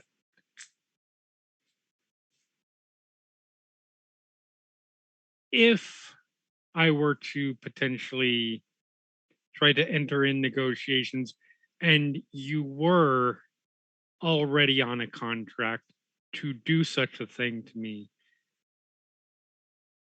how would that be handled? Would you simply say, I'm sorry, I can't do that? That Would depends. you be obligated to inform me That that I depends. should start running? That depends on the Asamite. Me personally, I'd give you fair warning. Umar would probably just murder you on the spot. That is fair. Simply trying to figure out how this sort of thing operates. Now, another one of those caveats. You're unlikely to be able to hire an Asamite to directly kill another Asamite. Of course not. While we are open to the idea that we'll have to kill each other if our missions conflict, you're not going to be able to take a hit out on one of us from another one of us. I would not dream of that. There is, in such a situation where as I said, there are no grudges towards somebody who is simply fulfilling a job. My family's no stranger to the idea of particular kinds of contracts, generally in the mortal realm, not in the kindred realm. But it would be very hypocritical of us to hold. Now, if you wanted a contract against the individual who would have purchased out another Asamite services for contract on you, that's perfectly reasonable. Really? Would it After be all, as simple as we get paid either way.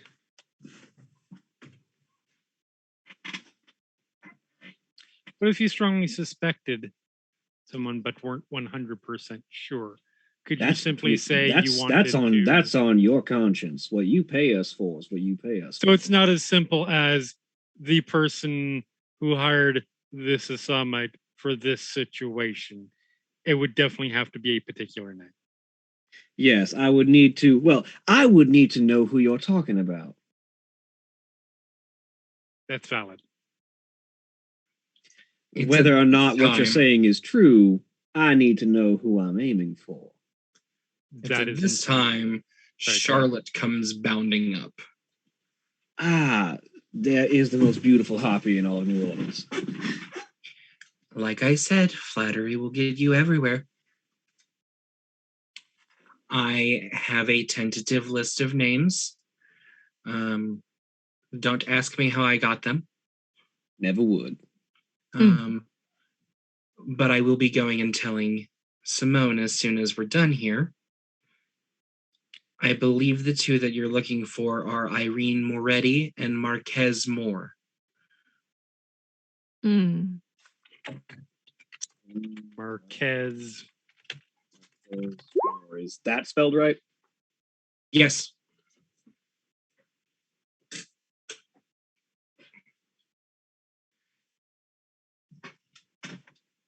Both have not been seen in Camarilla circles for a hot minute.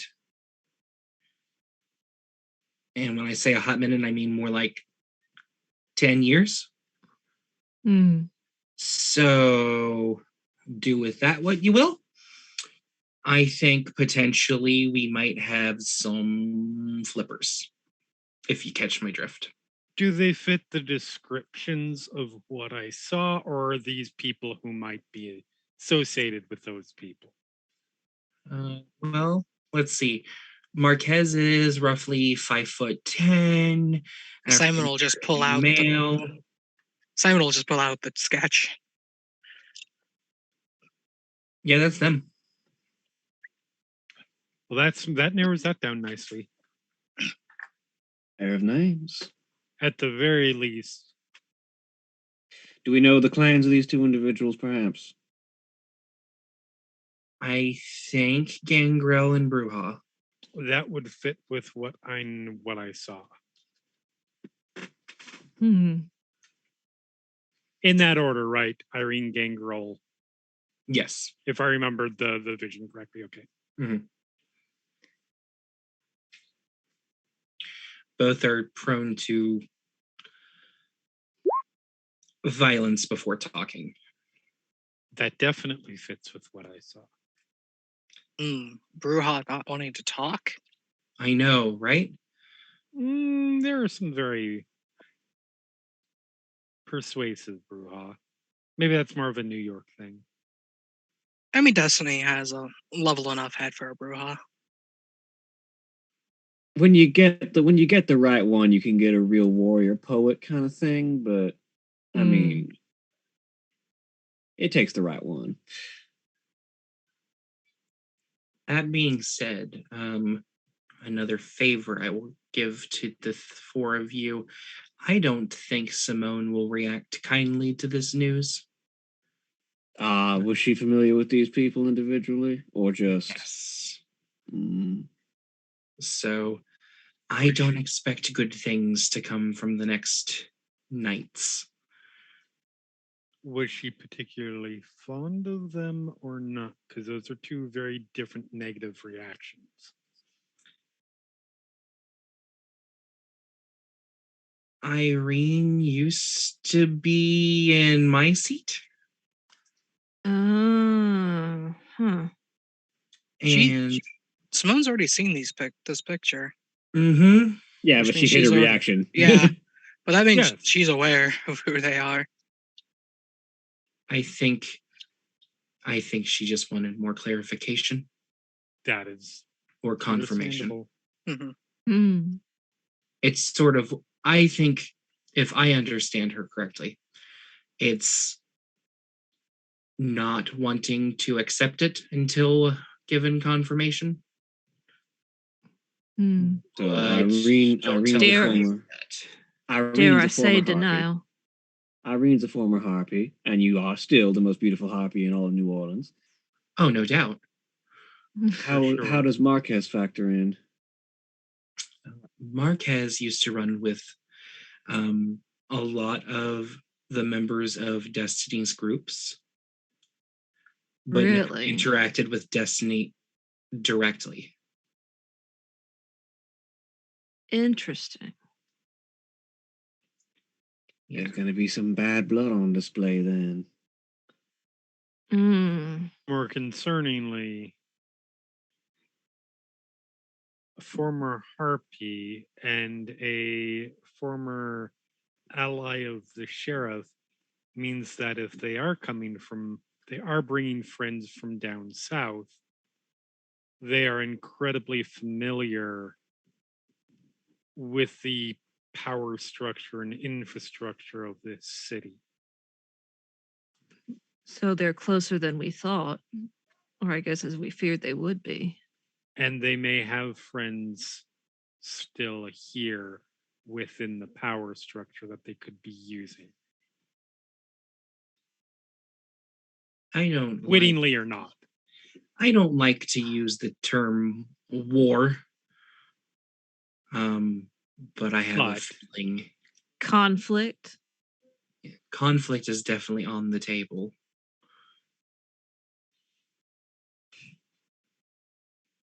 Well,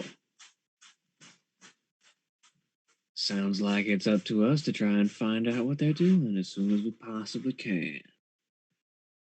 We got names, and we've got possible locations to look. I'm just hoping Simone doesn't have the reaction I think she will. Which reaction hypothetically would that be?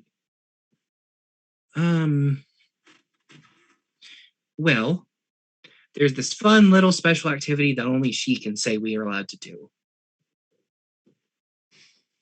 A blood hunt for the turned. Hmm. And Huh. if she goes that way in such a big reaction during the height of Mardi Gras and the Justicars come, she will sort of look around. The Justicars coming. Oh, we know. Alexander can't keep his mouth shut. That tracks. That would But be with- a phenomenally bad idea. Oh, we are getting all the ingredients of a shitstorm, aren't we? I don't think she will go straight to Blood Hunt, but I think she will definitely put their names and faces out. And Destiny was also going to share him their if picture of them. it does reach the point of a blood hunt, that'll make our investigation that much harder because we'll have so many more dozens of vampires mucking up the trail. I will do what I can to soothe the raging inferno that will come from her. But I can only do so much. Well, Charlotte, dear, you are a gem and you've done a whole lot, and we certainly do appreciate it. She will give a curtsy in a dress she is not wearing. Always a pleasure to help. All right. Well, I guess it's time for us to get on our business then. Try and get this solved as fast as we can before all hell breaks loose. Do you know of any friends that Isabel in particular had in this city who are still here? Irene. Isabel's from Werewolf. Irene. Sorry, look. And it's funny because she's a gangrel. Yep. We're like one step removed. Look, I have people that might kill me on my mind. Irene had Long list, is it? Irene had a number of friends in the city. I don't know how many have survived. I don't know how many are still loyal, especially since she just sort of dropped off the face of the earth. About how long ago? About 10 years. Anybody drop off at about the exact same time Aside from Marquez, besides obviously. Marquez? I will look into that, and I can potentially start getting a list of what is that phrase? Known associates. Persons of That interest. one. I like that too.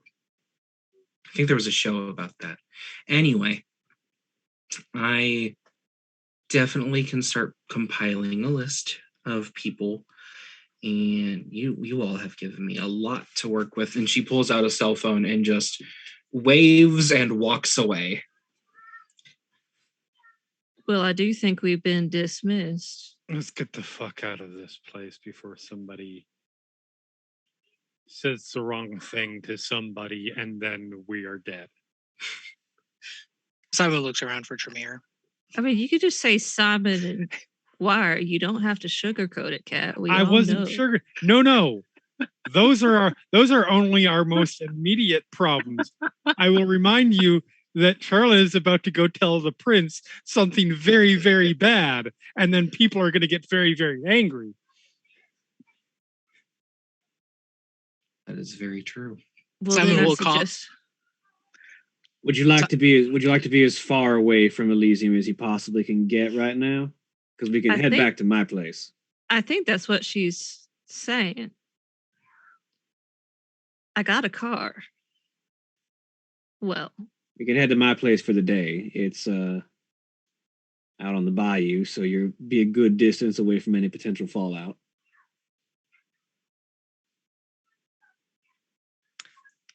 Well, I am absolutely appreciative of the offer, and I mean this with absolutely no offense intended.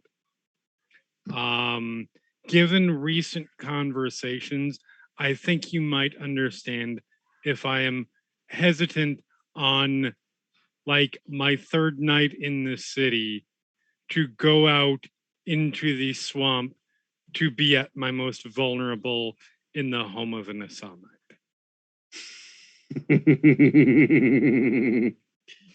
Fair enough. My place is not far, is probably on the way, and you all know where it is.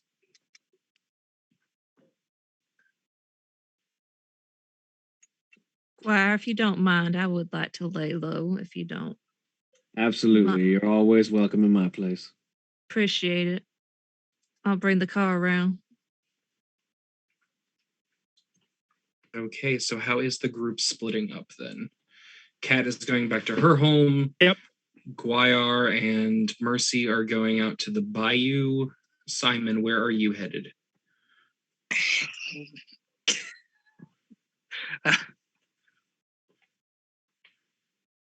You've been invited to the slumber party. Sure.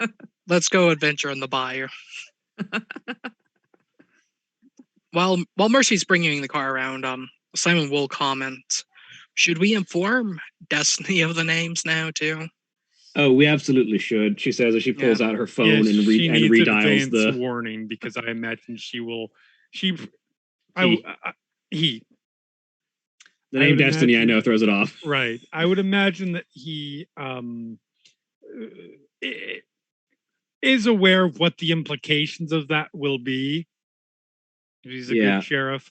So As, yes, he should absolutely have forewarning. as Squire is pulling out her phone and calling Destiny. Go for Destiny. Hey, Destiny, it's Squire. A pleasure. How are you this evening? Again. Doing just fine. Well, you might not be in a minute because I just got pretty solid confirmation, at least a good guess from Charlotte on who our two missing reprobates might be. Do I need to sit down for this? I mean, if you want to, or you might want to have something you feel like throwing. Either's a good option. Go ahead and lay it on me. So the names that we've got are Irene Moretti and Marquez Moore.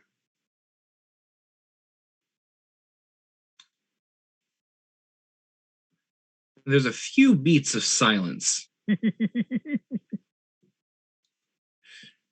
Do you want to just humor me and say that one more time? Yes, the former harpy Irene Moretti, and from what I understand, a former associate of yours, Marquez Moore.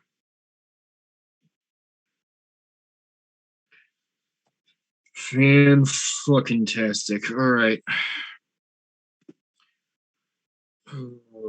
Is Elysium still there? Well, we're walking out as Charlotte's going to break the news to the prince. So Okay, so get to Mexico as soon as possible. Understood.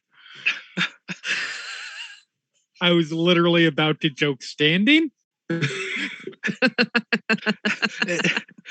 like this seems like a good time to go join the jihad in the Middle East.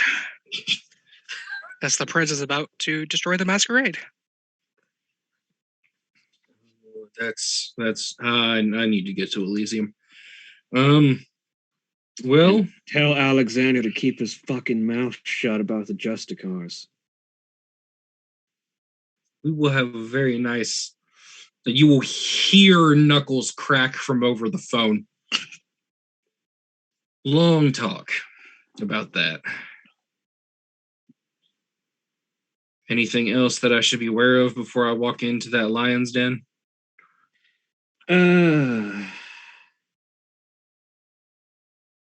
Charlotte's doing just fine and is going to be doing the best that she can to try and forestall any potential blood hunts.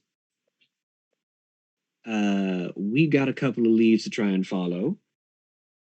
Primarily any place people might get smuggled in, most likely checking the warehouse district and checking on my my fellow compatriots' relatives who might be doing some smuggling business.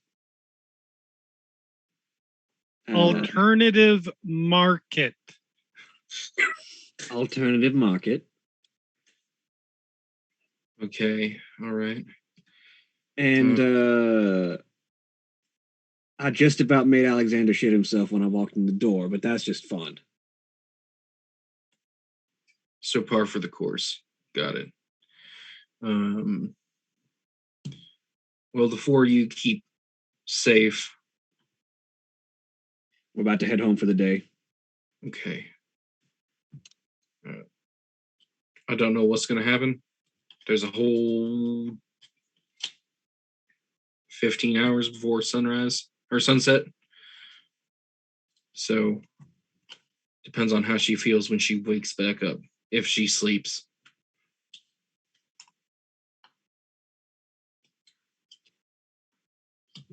I think Charlotte's going to try and make sure that she does. But if she doesn't,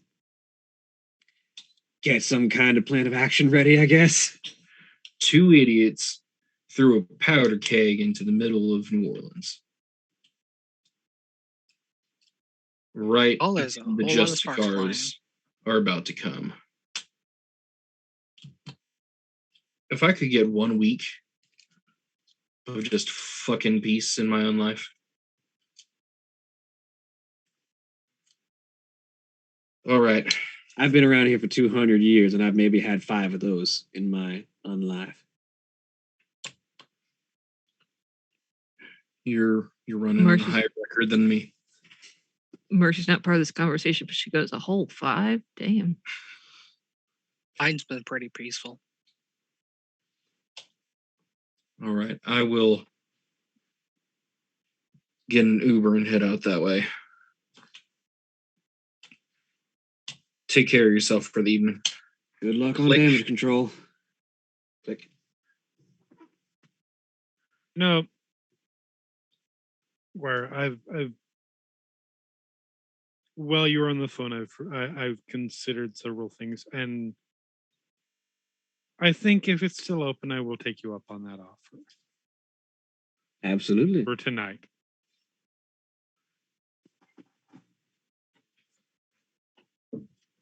And this is when William kills Jeremy's character. The whole time. Look, This is where the Asmite kills the courtier. in her mind, it's fine. I already got a backup character. So do I. In her mind, it's either go sleep at the Assamite's place out in the woods where nobody would ever know anything, or stay home alone after somebody said they're keeping an eye on her. No, your logic is sound. Safety in numbers. Okay. The four of you find your way to Guayar's abode. Guayar, just due to the nature of your vehicle, you will arrive home first. Sitting on your front porch is a small cardboard box wrapped in a silver bow. I throw a knife at it first. Give me dexterity and what is that? Dexterity and melee? Yeah, melee is armed fighting, correct? Yeah. Cat would have hitched a ride with Guire if that was still okay for this one, just because. Oh yeah. Like she's throwing a knife that, like, if it was anything sturdy, like, she's not just trying to shatter anything, but it's like, if it's anything sturdy, it'll be fine. If it's anything explosive, it's probably going to go off. As you throw. Oh, okay. Dexterity, athletics, difficulty 4. It's a stationary object. As you throw, a cat just casually takes a slight step to the left, so you are directly between them and the box. Cat dies to Guire being slammed into him by an explosive. 4 successes. Your knife sinks straight into that box. And nothing moves. There's no noise. All right, she'll go and check it. So, opening the box. Now it explodes. Inside, there is a small, hand-carved wooden devil figurine with a small, almost the old Beanie Baby heart tags, tied to it with a silver elastic. And when you open it up, it simply says, "We are watching."